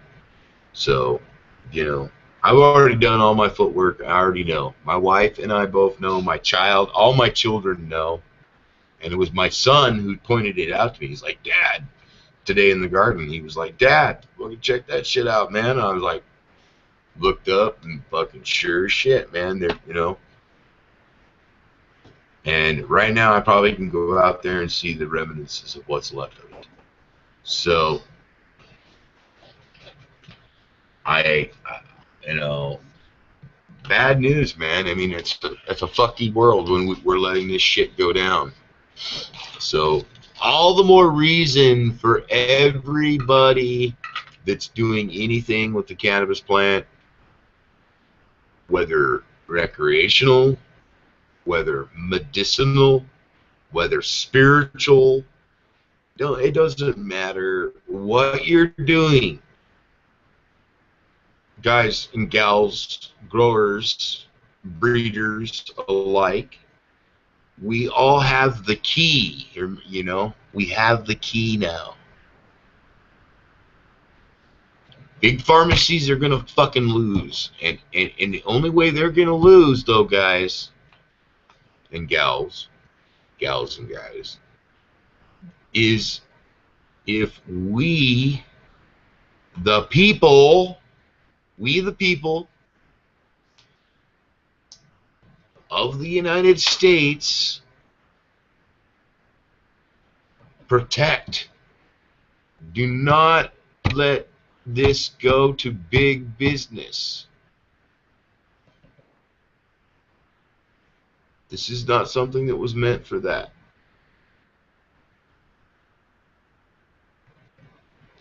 I think that every individual on the fucking planet has the right to have a relationship with the cannabis plant. That's my opinion. I don't care what country they're in. I don't care what part of the globe they're from, because we all standing on the same fucking marble, man, and that's just the rules. In my natural world, I'm the Druid here, and that's the fucking rules. Okay, the rules are simple. We're all standing on the same fucking marble, and we all get to go back to it right where we came from it, exactly what it fed us, and books burn. Okay? Books burn. What the fuck is a book when we just return? Right back to the dirt. The dirt that I'm always sticking my hands into.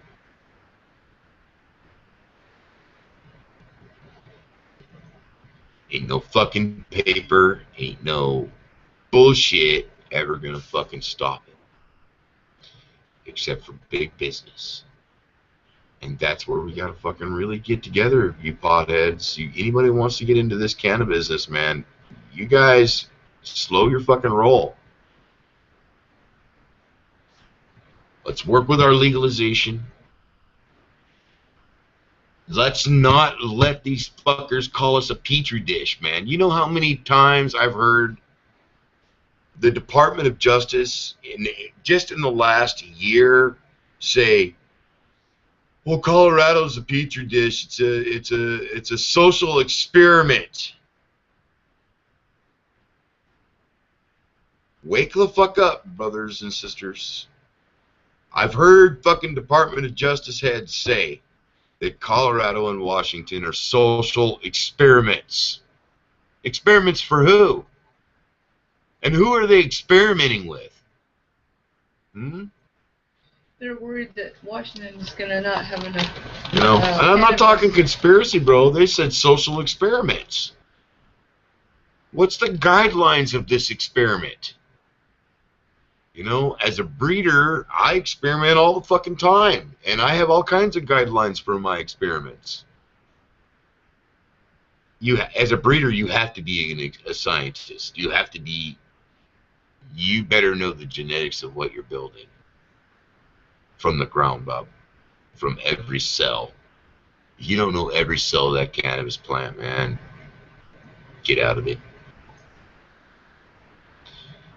You know, I encourage a healthy relationship. You sit out there and you talk to them, and you love them, and you rub them, and you talk to them, and you give them names, and you know, then things change. Then it changes. But the Department of Justice has said it, man. Social experiments. So all you guys and gals out there in Colorado and Washington, that's what the Department of Justice thinks of you. And I know you don't give a fuck right now, but for me, that would personally bother me. You know, the Department of Justice saying, "Oh, you're a social experiment." Oh, really? And whose experiment is this? And what will this experiment do to benefit the value of humanity? And should I trust you, murderer of children, men and women, for the sake of oil? Should anybody trust you? I don't. See, the process of experimentation is a little fucky when you start thinking about it, man, because you go backwards in time, just a few minutes, man. All you have to do is just stop what you're doing, put your telephones down, and go backwards. Go backwards and study a little bit, man. Go back 40 years. You youngsters out there, man, while you're with your dab tools, bro, go back. Go back 40 years in your history, man. Just go dibble around in it a little bit. Get blazed and just read a little bit. Watch a little documentaries and shit. The World Wide Web at your fingertips. You have the World Wide Web at your fingertips, or you wouldn't be watching this. Talk to your dad. Talk to your dad. Talk to your mom. Talk to your grandpas and your grandmas. Okay? You'll get it. You'll get it, man. You should really talk to your parents and talk to your grandparents, because one day they're not going to be there anymore. No. And you're going to not know anything about your history. Nope. And there's so much they have to tell you. There's so much you guys can learn, man. If you're a stoner, you're going to want to learn anyways. Stoners aren't stupid. They like to learn. They like to experiment and play and explore and do all them wonderful things. And so as a stoner and as somebody who loves cannabis, man, then let cannabis, like Ganja Gata says, let cannabis do its job, and you guys are going to be fine, man. You'll understand exactly what I'm talking about right now. Okay? The rich keep getting richer, and the poor keep getting poorer. And the stoners keep getting smarter. Okay? And that's what I'm talking about. Okay? And it's not a class division. Okay? I'm tired of this crap, man. I mean, I did a long time in prison, and there's a lot of shit that I regret doing. And I'll tell you,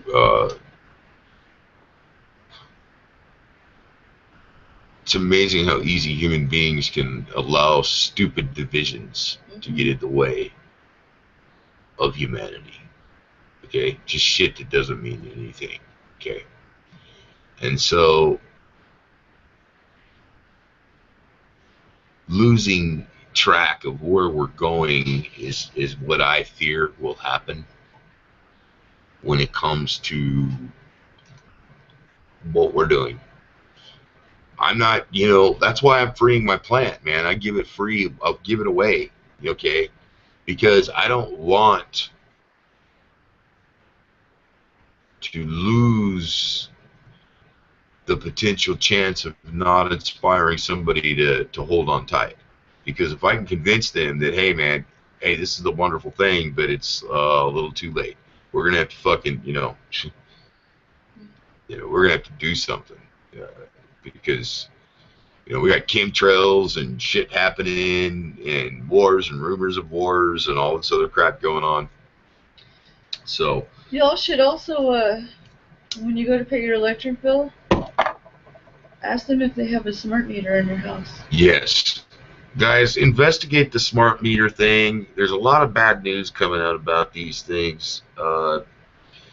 It's my understanding that at this point, the smart meters they're installing on your property are more than just GPS. They're actually designed to pretty much monitor every fucking thing you do in your house. They have actually listening devices built in them. It's a proven fact. You can go and check it out. I guess it's a GE Westinghouse device that's been designed. You can go and just Google up smart meter effects, and you will find out a whole bunch of shit. You'll hear testimonies from moms and pops and grandmas and grandpas about how it's ruined their lives. So if you got a smart meter in your house, you better fucking go out and smash that motherfucker with a goddamn sledgehammer. Break it off your house. I mean, get that motherfucker off your house, okay? Because if you don't, you could get sick. Just fucking Google it, folks. I mean, go Google it, man. Smart meter effects, and you're gonna find out some shit you're not gonna want to hear.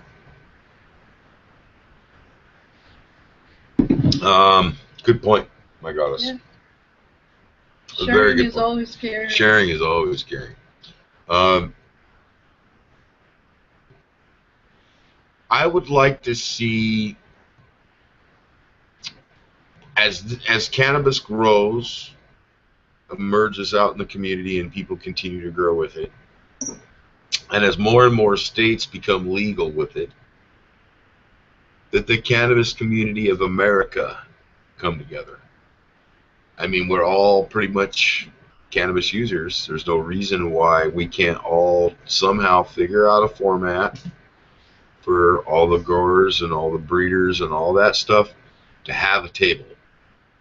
I think that breeders that want to be involved in it should have a table, because I'm not gonna, when things go straight up legal, I'm just gonna try to fucking hold back on my seed bank. And the reason I think I'm going to is because my fear is that people out there are going to lose track, like they are right now, with all the glitz and glam behind cannabis use, which is a wonderful thing. Don't get me wrong; everybody has a right to be happy that they're legal. I'm not taking that away from this here, by no means. Okay, I'm celebrating for you. And, I'm not celebrating the fact that we're still fucking locking people up and that there are people still locked up. It's fucking stupid. But,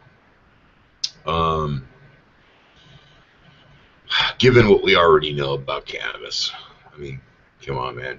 There's so many case studies, it's not even funny. I think it's going to be one of those things we're going to have to guard closely, because all those years those fuckers with the big money wanted to fucking fuck us, tell us no, no, no, no, no, no, no, no, no. Fucking wanted to pay the cops to fucking kick our garage doors in and take our grows. A lot of ruins, a lot of lives have been ruined, man. You fucking pigs out there, you fucking cops that are still on the fucking line about this shit, you better get on fucking board, man, okay? Because we know you guys are fucking murderers. Come on, man. One of your fellow men in fucking blue or brown or whatever the fuck those border agents were killed a fucking child. That's something for you fucking law enforcement to be really proud about. It's terrible. Fucking killed my child, man. Well, boy. Man, that's brutal, dude. I don't even know why you fucking... I'm still hurting by that, man. Well, that's not news that you can just forget about. Fuck no, man, because that's somebody's baby. Anyways, I really think it's got to be guarded, man. I'm investing in this kind of thing, guys. I don't know if you can see this, but that's actually a gold piece of bullion there. 5 grams. It's only 5 grams, but hey, man. It's like a couple $100. You know, 5 grams of pure fucking gold to me is into my family is going to be something better than any of your paper money will ever fucking mean. I've got a silver hoard as well that I try to fucking keep up with. I'm always on the lookout for more silver collection. I believe in keeping precious metals just because of that, Can't trust anybody these days. No, not banks for sure. Fuck no. But as this thing progresses, I think a lot of people are going to be wowed and awed by all that fake paper money. And this thing's going to go south. And then, ask how many people out there these days are buying their tobacco from the local tobacco dealer down the street. You're buying major name brands, you're going to stores and you're buying your tobacco and your cigarettes from somebody that you don't know. Cannabis will go there. There will be a day, and I'm predicting this, probably in the next 10 years, we'll go legal, and I'm saying probably in 10 years, our whole state, the whole country will just be fucking on board, okay? We'll have fucking cannabis being produced, mass produced, Okay, I believe that's going to happen. Okay.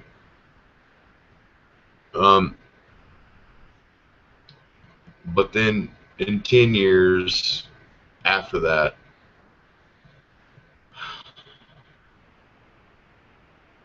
cannabis is going to be treated like tobacco.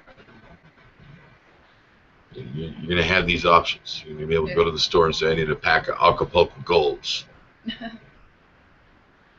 I need a pack of fucking Chronic Dog Reds. Or whatever the fuck it is. I'd rather just grow it myself. I think that's fucking cool, I guess. But, you know, there was a time when people could go and buy tobacco sources that were not laced with 10 billion forms of chemicals. Today, there's more than thousands and thousands of different agents in tobacco that are not coming from the tobacco plant. These are agents that have been put on the tobacco plant itself that you're getting in your name brand tobacco. And I know you guys don't, you people that are smoking, I'm not trying to hype, okay? I'm a smoker too, I get it, all right? I just try to find a better source. As far as the name major brands, these guys are top shelf producers that are trying to produce as much tobacco as fast as possibly they can and get as many fucking cigarette packs up on the shelves by the cartons. That's where cannabis is going to go. And I don't want to buy my cannabis that way.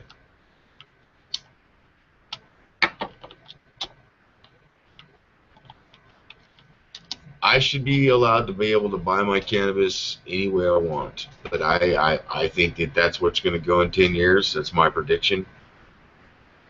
And hello, welcome viewer. Appreciate you checking out our site. My name is Michael. I'm with Oregon Chronic Solution, or Oregon Sweet Leaf Revival, and this is Ganja Goddess. Hello. I'm a gardener, grower, and breeder. And patient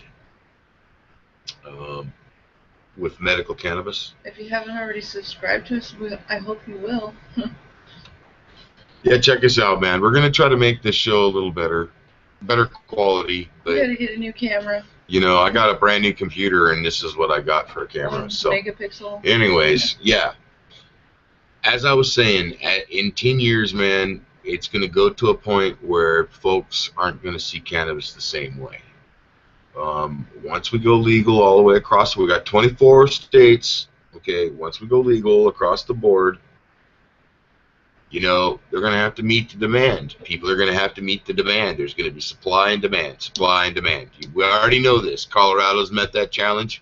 Washington's meeting that challenge. Oh, actually, okay? Washington is worried that they're not going to have enough. And folks, you know, not only is Washington meeting that challenge, but fucking Washington's going through a complete retrofit, as my brothers and sisters up there are telling us, you know, that's kind of fucky. So, and there is some moratorium shit where some counties are not allowing it, I guess, or whatever. I don't know the deal there. But I know that it is in Oregon. In Oregon, we have moratoriums placed out all the way across the state, and many dispensaries have been shut down for the sake of these moratoriums because some counties have been given the choice to whether or not they want a dispensary in their county or not, and so that's an issue. But once it goes legal, we already got 100,000+ signatures in the state of Oregon, so it's on the ballot. It's already been introduced. They've already took it to the Capitol here in Oregon and said, here, man, we want it 21 and older. We want to go like Colorado and Washington. Okay, so I'm gardening my strains after that. I mean, I don't want fucking some big fucking company to come in and try to sell me their fucking Monsanto's shit. Okay, and so I think that you cannabis growers and those folks that are connoisseurs of cannabis, you better be trying to figure out ways to store and keep your seeds. I know many different methods, and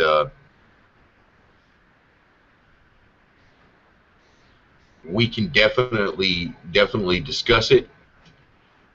And one of the things that we want to talk about when we talk about doing the breed is making sure that you folks out there that are wanting to store some for just in case that fucking rainy day comes down, you're going to be able to do a lot more. Is this the one right here? What's that? To turn that chat back on. Oh, okay. Turn it back on. You have to, okay. For the question and answer part of it, we have to, start that before we broadcast. Yeah, we have to do the question and answering later, and we will. We can still talk through the chat if you want. But we can still talk to us if you can. If you want to, you can still talk to us. We're going to make more improvements with the Druid Smoke Show. Let's get a bowl out. Right, what do you say? Let's have a bowl with our viewer. I think that we as growers and gardeners need to kind of keep a little closer hand on what's going on, because I'm not going to be glorified by the fact that some big fucking wig that has never had anything to do with cannabis comes up with some money. Because, like I said, folks, I got, I'm a fiat collector. Okay, I get rid of the money, the paper shit, and try to get as much gold and silver as I can. Yep, we're trying to collect as much as possible.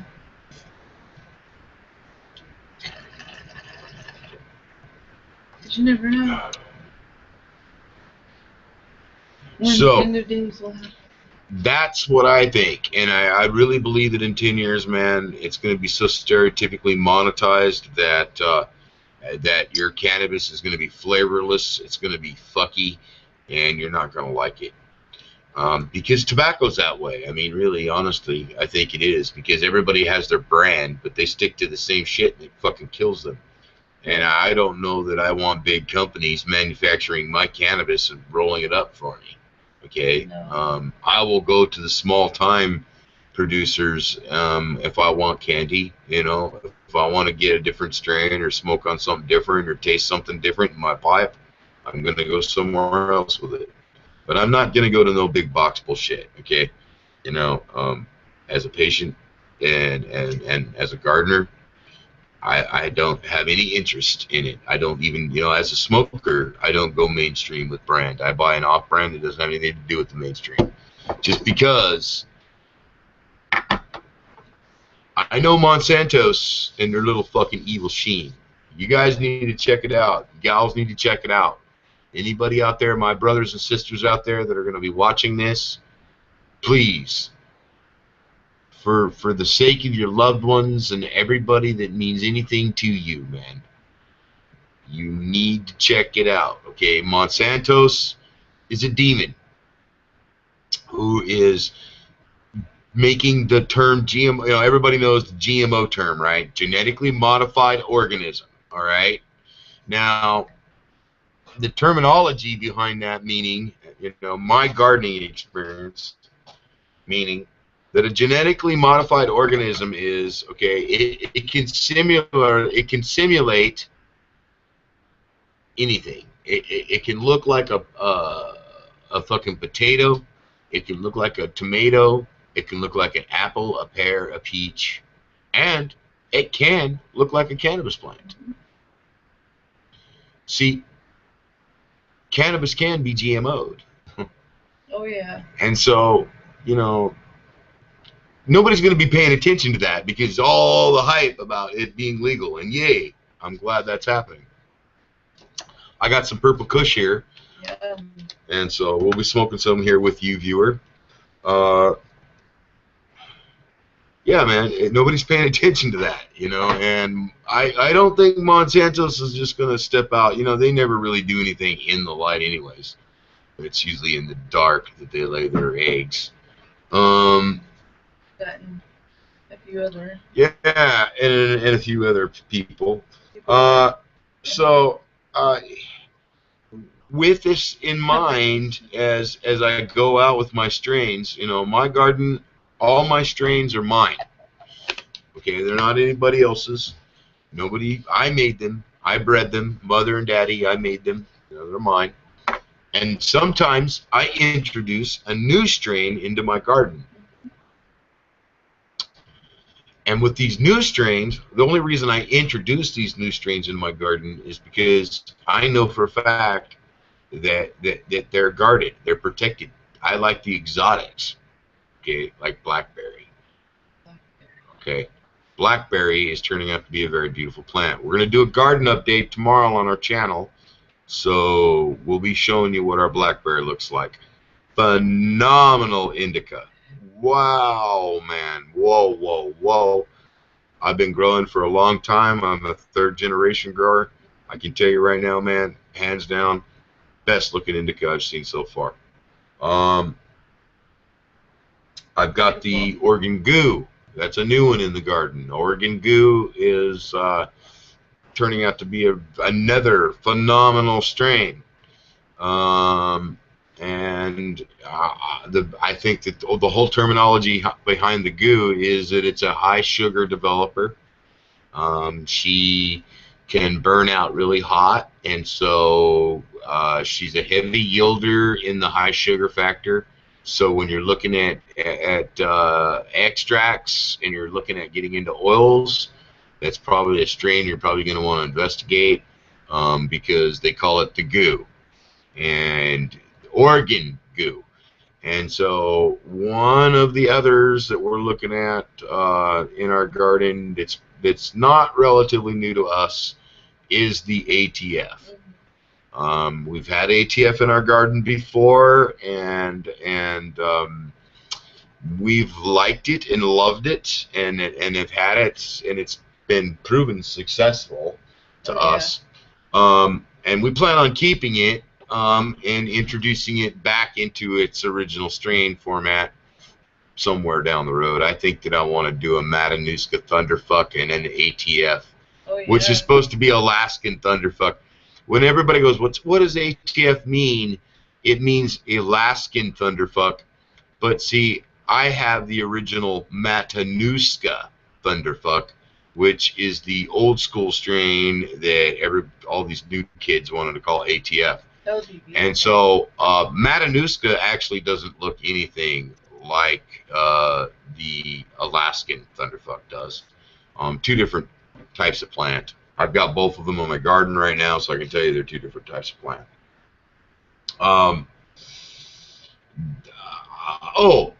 Another one, Shishkaberry. Shishkaberry. We got Shishkaberry strain, and ladies and folk, that's another one. Between with Petrichor right here, we're gonna have the Petrichors available at the 710 event, and we're also gonna have some Shishkaberry. We're gonna have some Matanuska Thunderfuck. Very limited. I'm gonna have it there though. I don't plan on releasing it to just anybody. I would like to release it to a gardener that I know is going to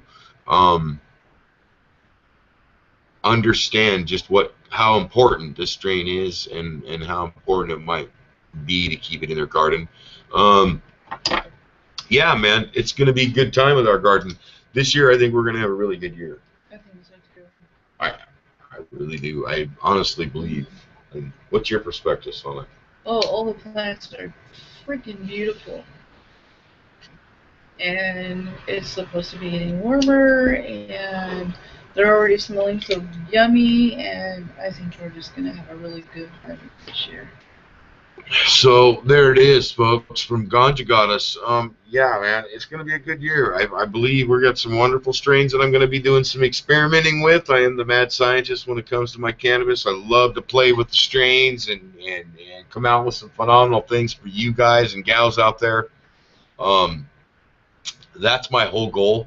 And so freeing this plant is my primary one. And, of course, snuffing out the prohibition, ending this fucking senseless, fucking retarded act of locking families up and separating mothers and fathers from their children because they love this plant. And not only because they love this plant, but because they need it. Okay? We have this THC receptor built in our bodies. We all have it. It's a medical fact. You know, we need THC. We need THC, and we also need cannabinoids. Our endocannabinoid system is there. It's a prevalent thing. And that's why we're going to be able to fight cancer with this. It's already snuffed it out, okay? And not only fight cancer, it's proven it has. 60 grams of this oil I got right here will kill it. And as I said last night on last night's show, they have found endocannabinoids in breast milk. Yeah, you know, Conjugatus, tell them that again. Just bring it up there and tell them that. They found endocannabinoids in breast milk. Part of our body. We have it all in us anyway. Right, we already got it built in our system. Yeah, we're supposed to partake.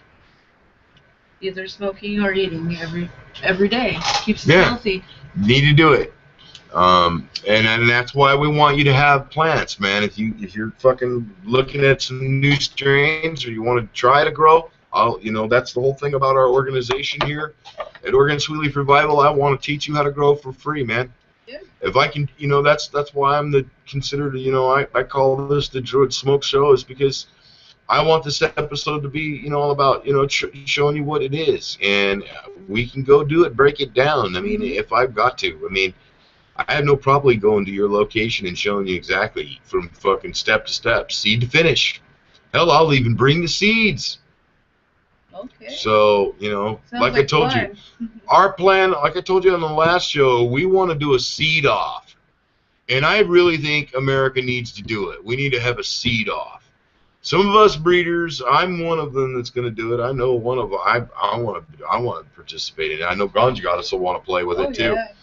But I think it's time we start fucking planting this country again, okay? And I mean, going out, taking some of our shelf strains, and just plopping them fuckers in the ground and walking away.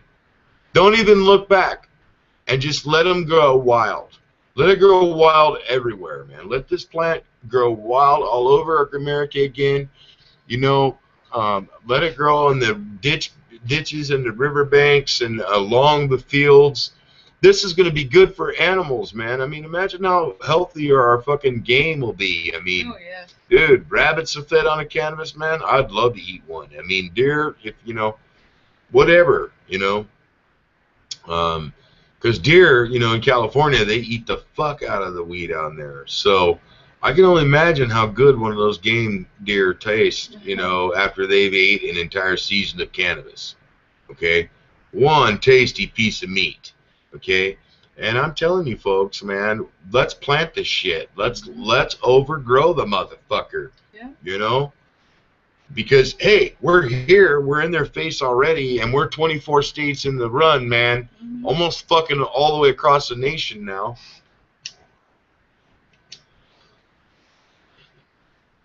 How exciting.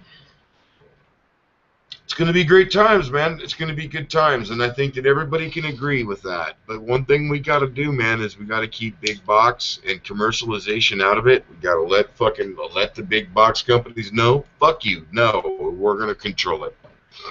We can't let them have it, man. I'm not going to let them have it, and I'm going to encourage everybody I know, independence. Because the first time some big fuck wants to come step into my game on that thing, man, that's bullshit. And they're not just doing it for anybody, man. They're, as a breeder and as a seed house, I want people to have my seeds, okay? But at what cost? You see what I'm saying?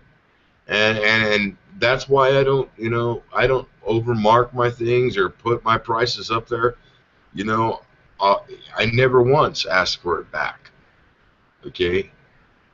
Because if I can encourage one person, two persons, three people, just one person, man, hey, man, fucking here's a seed, let's fucking grow it, bro. Fuck spending all your life's blood for it. Let's grow this bitch and turn it out, man, and see what it does, and see how it rewards your life. Because when you grow the plant, you become spiritual.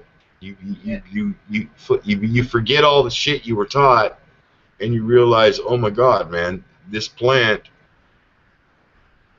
has taught me something, and now I want more of it. I want to do more. I want to grow more. I want to grow all of the strains, and I want to experiment and taste each one now. They're so beautiful. They're all individually. They after that first one you grow, you're just gonna go, man, wow, I'm not stopping this. You know, you're not gonna want to stop. You want to be like a ganja guru. You know, and you'll love it, and it'll become a church to you. You'll go out to your garden.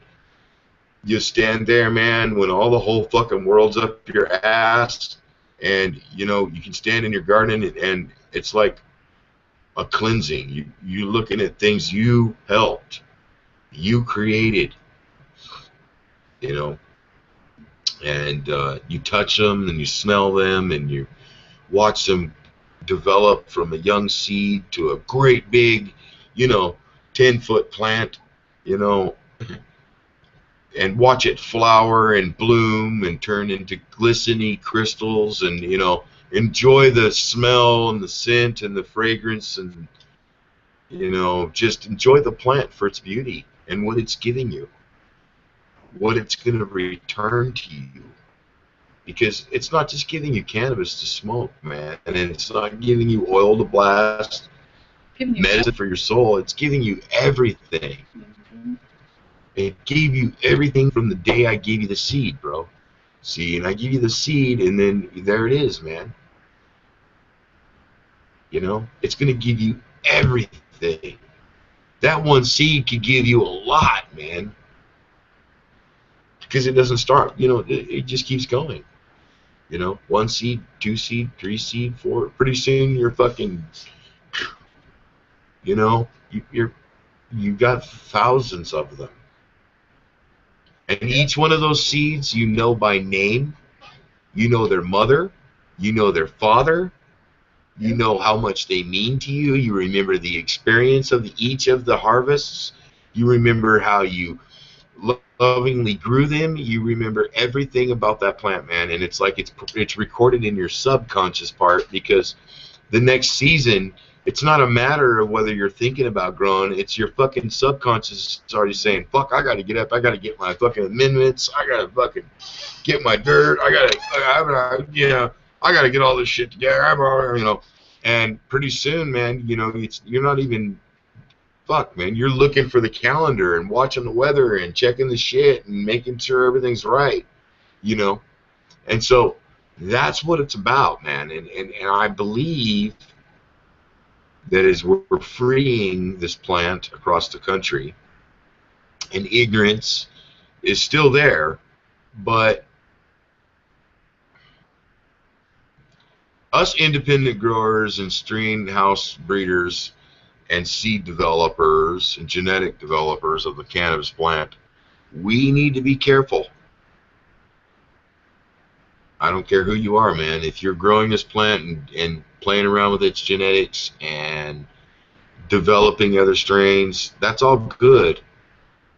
But we can't just let somebody fucking ooh and ah us with a lot of money so that we release it. Okay? We need to be a little careful. Because in 20 years, like I told you, my prediction is in 10 years, you're going to fucking hate the cannabis you're smoking because it's boxed right on the shelf. And you don't know how long it sat on the fucking shelf. Nope. Okay? Okay, it could have sat there for a fucking month, a year. I've actually had friends and relatives that worked in convenience stores that told me cigarette packs would sit up there for fucking 2-3 months before they even got sold. So, are you getting fresh? Are you getting, you know, are you getting good grade? I mean, you don't know because you don't know the garden it came from. And you're fucked. Because now you're going to buy it because you got to buy it. You want to buy it. You're going to have to. Pretty soon they're going to build a bunch of stereotyping around it, and the fucking kids are going to go, oh, I got to buy it. And you watch it, man, because that's what it's going to. Fucking kids are mixing gasoline with cannabis, man, to make shatter. Crazy. I think we need to fucking do the research a little more on that. The molecules in fucking butane, petroleum, distillates. It can cause Butane has been known to cause brain lesions. Yeah, butane has actually already been classified as a brain lesion causer.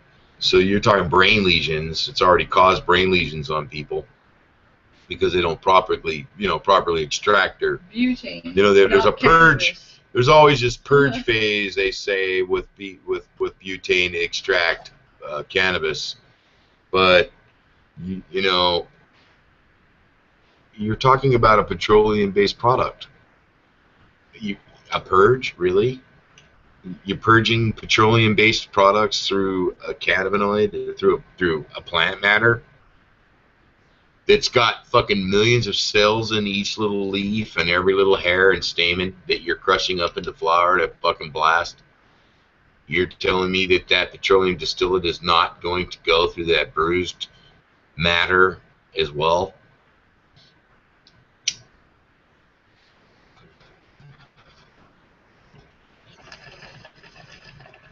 I honestly believe that dangerous. I believe that it's got to be reconsidered. I think that you need to stay. I recommend to all my friends you need to stay with water extract or dry sift, and I tell them that all the time. Bubbleman has a good point. Yeah, Bubbleman does, man. Good. I mean, Bubbleman, the kid's got his head on straight when it comes to extracts and how sift works, and everybody knows that when you're trying to do a dry sift or even a water sift or ice sift through bags or whatever, we're gonna get some bubble bags, hash makers or whatever you want to do, man. Everybody knows, but we're going to. right? Everybody knows that through dry sift that you're talking refining all the plant matter out of it and getting just the heads. And that's the head of the trichome, which kind of looks like a little penis. It's got a little head on it, and that's, just pink. It looks, there's thousands of them all throughout the flower and everything. And, of course, that is the most prized part of the medicine. And every grower, like myself, knows that. That's why I'm very meticulous about the sugars I feed my plant. I do not feed my plant any goddamn chemical to raise its sugar content. There are natural products out there like powdered milk will raise your sugar content. You get calcium and molasses. Those three in combination, you're talking a beautiful sugar content towards the finish. I guarantee it every time. Gosh, the girls looked so beautiful last year. And I've got photographic evidence on my website, and you can go there and check that out as well. And Oregon Sweet Leaf Revival.com is really all I got. Oregon Sweet Leaf Revival at Yahoo.com is our email. Yeah. But on Facebook, it's ompac at Yahoo.com is how you find us. And we're Oregon Sweet Leaf Revival. And so the thing is, when you're talking extracts, you got to be careful. And so when you're talking about cannabis independence, it's going to probably be every bit important to you. So we know all the extract methods here. Right now we're studying CO2 extraction. At this point, I would say we're in the early stages of this, primarily because of the patients we help. We handle a lot, and there's a lot of patients out there that we're really involved in, and we got to be able to, make sure that we're doing it right, because when you're talking about CO2 extraction, it can be kind of a tricky thing. There's a lot of billion-dollar machines now they're making. I guess there's been a few introduced in Colorado for CO2 extraction. They're beautiful machines, but they're not practical for us people that are, not that economically driven. Okay. So I'm not economically driven to go spend a few $1,000s on a fucking machine if I can build it for $200. Okay. I'd rather build it myself.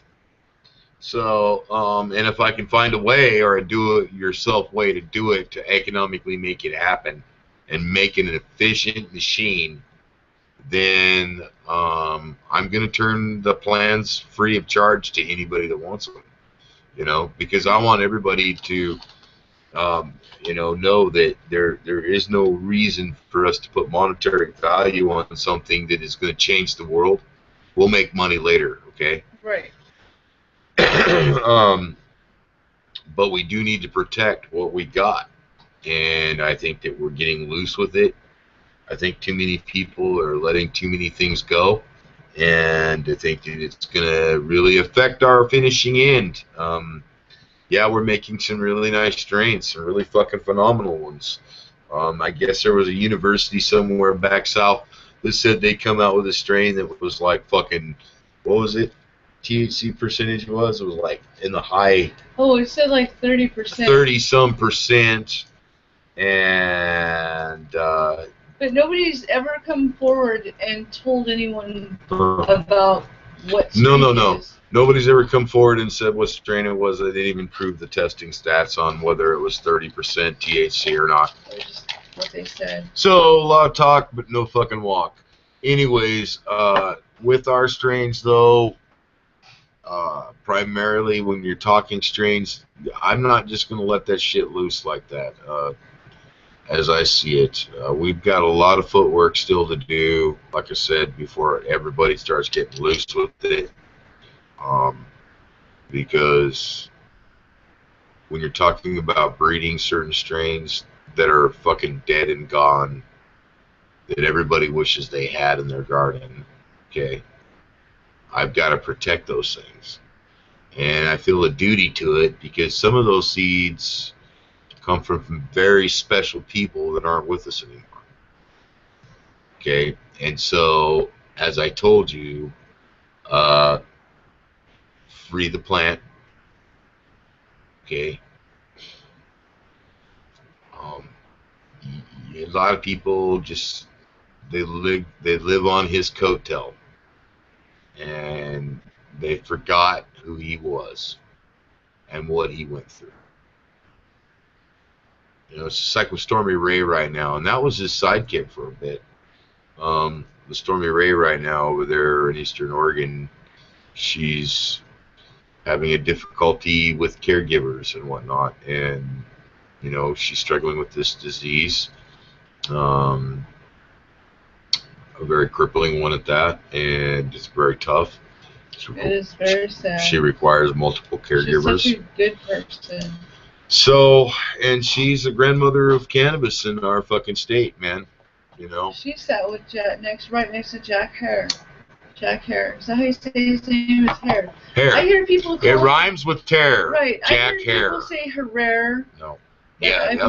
lot of people use Herrera, but it's Jack Hare. Okay. It rhymes with tear.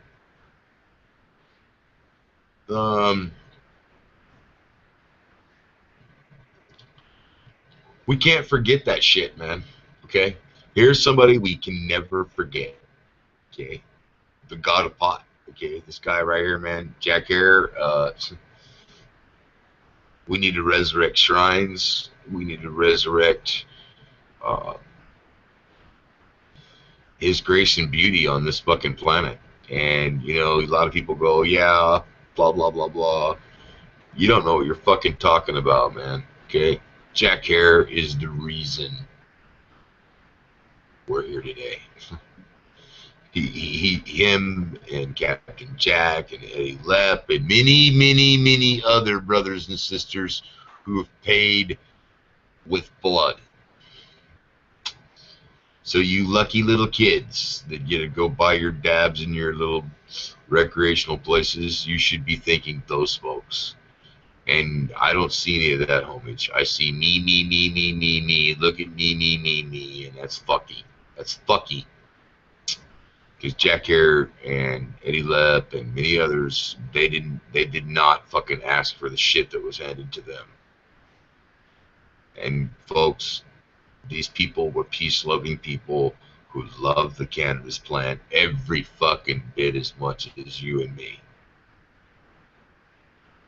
So, I see a lot of glorification and commercialization, I mean, fuck, man. I can buy Jack Hare's face on a fucking grinder. I can Oh, buy his you mug would. on a fucking t-shirt, but it doesn't fucking profit Jack. It doesn't profit his wife, his widow. Do It you know doesn't what's profit sad? his fucking kids. I see so much fucking fake shit out there that's not Better not actually say coming anything from about that. Jack's organization, okay? It makes me sick, man. Because, you know, Jack has a widow. He has kids. You know, he has Why? I don't family. understand why Jack Hare's kids wouldn't let his wife be at his bedside while he was dying. You know, there's a lot of talk about that, the last days of Jack, and I think that the only people that can really testify to that is his caregiver at that time and his wife. His And his wife kids. wasn't there. I mean, she wasn't allowed. All I to gotta live. say about it, man, is that That's there what was, I heard anyway. I could be you wrong. know, there was a lot of bullshit rumors that I were going out apologize there if I'm wrong. about our master, our ganja master, our ganja god, Jack Hare, okay, that was just fucking bullshit. But I'm telling you, man, you guys out there and gals out there, if you're thinking about fucking making a t-shirt and putting Jack's face on it, whatever, you need to go to their family, man, okay? Because they need to have that homage for Jack's sake, okay? Because that's exactly what Jack would have wanted. Go back, man. Look at Jack's his birthday party, man. Go back and, you know, I mean, think about all the things that he's given you guys. You know? Don't fucking rip his family off, man. Okay? You need to think hard about that, man. And you need to, you know, when you want to profiteer and make a bunch of bank, don't do it on Jack's family, okay? Make sure that you're cooperating your efforts, your art, whatever it is you want to create in his beautiful honor. I mean, I create that all the time, but you know, he's somebody I'll never forget in my life. His last speech in Portland, man, I watch all the time, and sometimes I cry. Makes me feel sad too. And so, you know, I'm not just gonna let that shit go. I'm not gonna let it break. You know, the reason I'm growing cannabis is because of Jack Hare. You know, he's the reason that convinced me that if I took cannabis for PTSD, that I would be able to stay prison free. You know, one the world doesn't fucking want. See, because I am that 1%. I am that motherfucker the world does not want.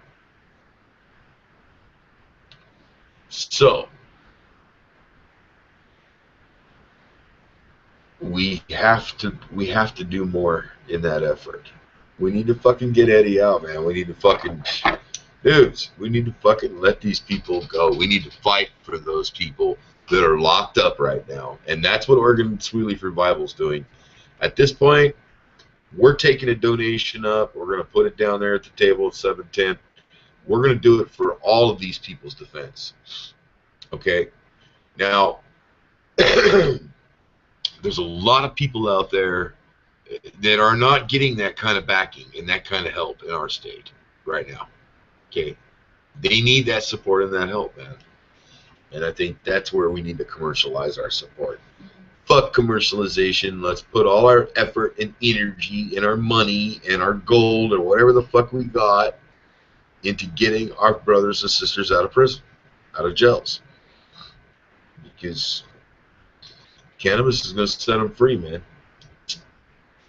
We can't let mid box win, man. You let a Walmart fucking come to your garden.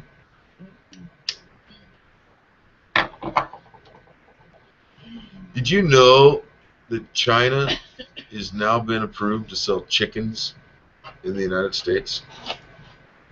Not live birds. That is so disgusting. But dead birds. Did you know that China has to hand pollinate all of their fields? That's right, folks. They have to hand pollinate them. Terrible. They have no bees. They have no honeybees. They can't keep bees there. Their species of bee is just gone. So now they gotta fucking pollinate all their shit by hand. I saw there's a video on YouTube. Yep, I saw it too. You fucking go check it out. Yeah, I saw fucking a bunch of Asian dudes with these little vacuum type things, with little sweeper things, and they were vacuuming up all this fucking pollen. And then they were moving over in these fields, and they were taking this pollen and they were fucking transferring it by hand. Hundreds of them doing it at the same time. These little poor little Asian guys, and I'm saying Asian, okay? I'm not gonna identify them as Chinese. Well, aren't they Asian? They are Asian. I mean, come on. I'm white. You know, they're Mongol or whatever, you know. But the thing is, man, is these dudes were actually fucking out there like little machines, like little robots, fucking hand pollinating their fields. Yeah, I said that wrong. I would be American if they're Asian. Wait. What a fucky time when you have no honeybees to fucking pollinate your fields. Oh, never mind the honeybees. Let's just fucking dab on that. Dude, when I see a honeybee, I'm a happy motherfucker. Because that means that my fucking tomatoes and my fucking corn and all my vegetables and fruit that I'm growing right now are fucking being pollinated. God, you got us? Yes. Tell them how good those plums tasted. Oh my gosh, they were so sweet. Golden Juicy. Imperial plums. You're making me want to go get some. Beautiful plums. Organically grown, not bug sprayed or They were fucky. a little sour though once you got to the seed part. And then I'm the gonna tell you skin is something, sour, man. but it's good inside. These are the gifts of this Beautiful. pregnant belly I call Midgard. I stand on Midgard, you stand on Midgard, and where I stand, I am sovereign. Where you stand, you are sovereign. And what I mean by sovereign is, I give what I get. So, when we move forward with this legalization, fuck you, Walmart. Don't come near my garden. Monsanto, stay the fuck away from our gardens, dude. I'm not ever gonna sell out to you. Your money ain't not worth shit to me, because all your paper ass shit is just another fucking goddamn welfare system that no gold is backing. No gold.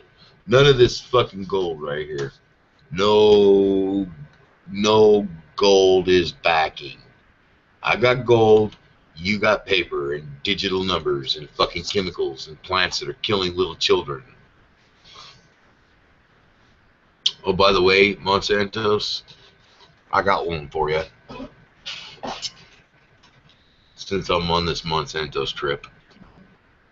You fuckers, you came into Oregon's native wheat fields and you fucking contaminated thousands of acres of Oregon native wheat. You ruined our fucking native wheat, man. Oh, by the way, Oregon's major produce as far as grain stock goes, it's one of their major sellers, right? I mean, we sell it all over the world. It goes to fucking Japan. It goes to everywhere. Europe buys our wheat. They didn't buy last year's crop. They didn't buy last year's crop because they found out you fucking Monsanto's fucks impregnated our native wheat strain with your fucky strain. That's right, it's proven. And then you fuckers want to come and try to slap cuffs on a third generation fucking wheat farmer down here in fucking little nowhere Oregon. Yeah. That is not right. I don't want to eat your crap. Keep Monsanto's. Why don't you eat it? Just like I say about old Barack Obama and his mommy, Hillary Clinton. Isn't it fucking funny that that ugly fucking bitch has dude, that ugly fucking bitch has been in the White House since her husband was sucking some fucking chick's vagina. I mean, come on, man. He strategically placed You the know? cigar. Yeah. I did not inhale. I did not have sex. Actually, Bill Clinton is for each state deciding whether or not they want to use to. You know what? What Bill Allow Clinton medical does in his marijuana. fucking spare time is none of my fucking business, and I don't give a fuck. And even if he did it in the White House, I don't give a fuck. But his wife is a bitch, and I hate her. She's guilty. She's guilty of murder. I've seen the videos of the Syrian children, and so is my wife. She's seen little babies dying and dying at the cost of ignorance, and it's got to stop. So, you know, when you think about what we're talking about, it's real, man. This broad fucking says no comment when they ask her about Benghazi. And then she quietly slips away. Oh, and now everybody's saying she's fucking broke. Which is a fucking ploy. All them fucking cheeseburger eating, fucking McDonald believing, fucking GMO eating motherfuckers are all gonna believe that she's broke, and they're all gonna vote for her.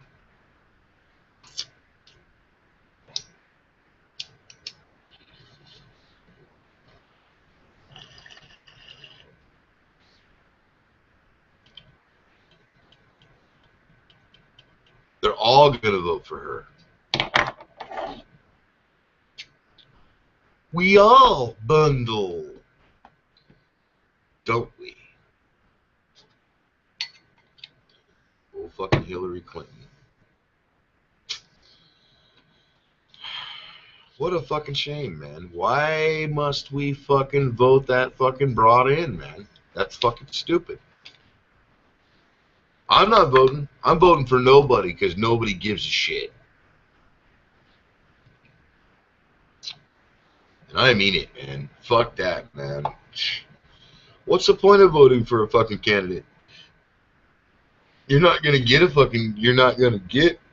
what you want, so you might as well just abandon all hope that some fucking miraculous leader is gonna come up and fucking just free America from all of its fucking politically made burdens, because that's what it is. We're in a political debt. We're all struggling in America, trying to make it. And the thing about it is that, you know, the politicians just keep getting richer. I mean, come on, man. We hear about it all the time. Ganja Goddess is always saying, you know, Yep. she's always saying it, you know. And that's what I appreciate about it, is that she's got the capability of knowing that there's so much bullshit and hype going on. I don't know if you guys like Adam Kokesh, but every once in a while I check him out. Adam Kokesh has got, I would say he's more one of those political radicals. But there's nothing wrong with radical, because I'm a radical. Yep. Some sick lady calls me and says she has no medicine because her fucking grower ripped her off because he wanted the medicine. Puts a video up about it, shows his little fucking face. I'm going to his house. We're gonna have a talk because there's a sick person that needs her medicine. Yep. You know, I don't fucking deal with that corruption shit. You know, there's no corruption behind this plan.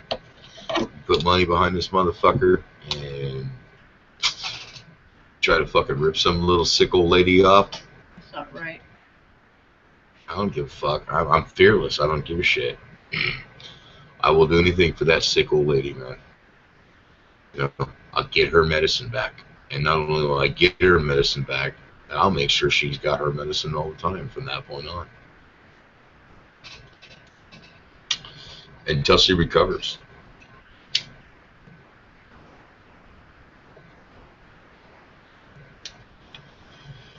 I don't like it when sick people get robbed. So anyways,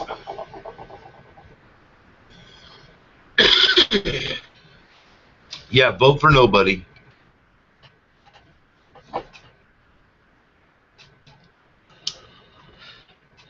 I don't take as deep a hit as you do.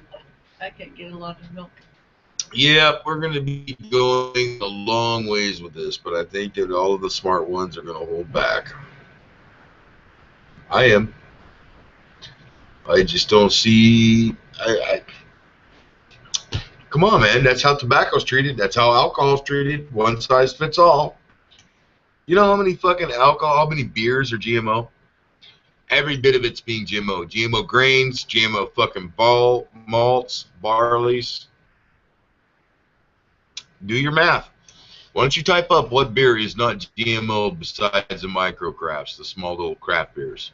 I'm telling you guys and gals, you guys, I like a craft beer once in a while, but I make sure I buy local, man, and I make sure that it's coming from local fields. What's your favorite? I would say one of my favorite would be Strawberry Blonde, but it hasn't been out for such a long time. I know, I remember a long time ago you... Love Strawberry Blonde and Fat Tire. I like Fat Tire. And the reason I like Fat Tire is it's just a really nice dark stout. It's a Belgian. Fat Tire, I think, is Belgian. Mm-hmm. Which one do you like? I like that Strawberry Blonde when you introduced it to me a few years back.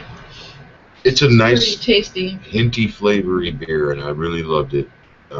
It was a craft beer, rather expensive, no top shelf stuff, but it was worth getting. And I don't drink a lot, but when I do, I go for craft. Just like when I smoke. When I smoke weed and I use medicine and I take in this special blessing, I make sure that it's good sacrament that's going in this bowl to be burned. Or the best I can get, anyways.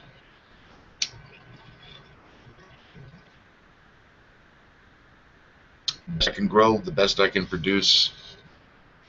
And every year I strive for better. And that's the thing. As you grow with this thing and you become a gardener,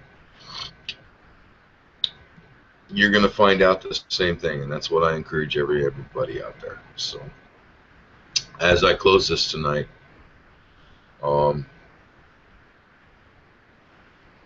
remember Jack Hare.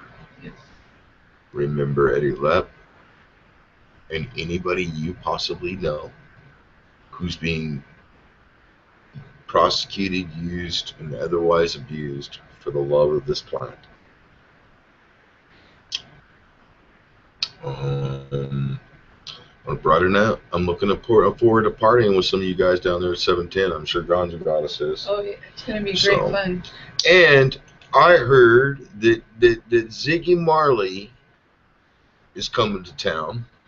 Oregon State Fair, August 23rd. Yes, August 23rd. 7 p.m. Oregon State Fair. The tickets are starting from $50 up to $65, and he is Bob Marley. He is his dad. He is his son. Man. You guys need to check out his music. His son. I get a lot. Like same voice. Yeah. Bob Marley is back. He's never left. He's in his son. Yeah, he's in his son. And thanks to Ganja, because, I would encourage everybody to support that show. I'm going to it. My wife's going to it. Ziggy Marley. Look him up. I'm taking my son. I know my teenager's going to want to go. He's already talking about selling his soul to go to the show. So it's going to be something we're going to really try to promote and push. Ziggy Marley's coming to town, man, and so I'm going to try to get a hold of his managers ahead of time and see if there's anything that Oregon Sweet Leaf Revival, maybe Oregon Chronic Solutions can do for him while he's down here in town. So, and if so, he can make a visit to us, and we'd be glad to help him out, because I'm going to be at the show. So anyways, that's something else very exciting coming up. And that'll be around harvest. No, it won't be harvest time. Next But month. I'll have some pretty big fat buds with Next it. month. Yeah. So it'll be good times. And come to 710. On 710. In Turner. How many acres? 10 acres. 10 acres. I think Salem Cannabis Industries great. hosting Great it. fun. It's going to be a wonderful thing. There's going to be music. I'm sure there'll be food. We'll be there. We'll be bringing our strains. Oregon Chronic Solutions is going to be there. There's going to be a lot of good times. So we need to coordinate and everybody just get together on that, man. It's going to be a fun event. I think it's going to be worth your time checking it out. Yep. I know that a lot of you folks that have probably never been to an event, it's time for you to come. It's time for you to stop what you're doing and just say, look, man, I love what I'm doing. I love this plant. I love extracts. There's no reason why not. We like extracts. We just don't agree with BHO because of the No, butane no, aspect no. of. Yeah. BHO's out of the BHO 's scene for me, dangerous. and I'm not a supporter of that. But I don't care how clean you know, think you get it. dry sift and water soluble and CO2, I'm a backer of, and so Gas. I think it's Butane. all good in any sense as long as we can figure it out Sniffing together, and we take it one step at a time, because there's a lot of new exploration to be done with this plant. Much more than the knowledge that they already had, because a lot of people were just hiding it and didn't really have that much of an experience with it. Now that we can grow it and really put our hands into it, we need to slow our roll and let this shit teach us, because the plant's going to teach us. It's going to teach you everything you need to know about what it wants from start to finish. There's nothing else you can do about it. Don't let these other people bullshit you when it comes to growing a cannabis plant. So, anyways, folks, as I always say, it starts with one free plant. You free the plant, and the rest will go. It'll all follow. It will follow. Because you'll be a leader. And as Ganja Goddess always says, sharing is always caring. and Please so, subscribe to us, please. Yeah, please. We like making videos. We make them daily. She's begging. And folks, we'll try to put more interesting content in our shows. Right now, it is. Our cameras are pretty limited, and we've been investigating. In fact, we went to the store and looked at one tonight. We can get one for $49. Yeah, and so Mom's pretty happy, and I'm pretty happy. Ganja Goddess and I love you guys, and we appreciate you. And if you like us, please subscribe and send us a note. Yeah. If you're ever down in our neck of the woods, we'd love to have you over for tea and crumpets. Tea and crumpets. So, y'all folks out there, have a good night. Have a stone.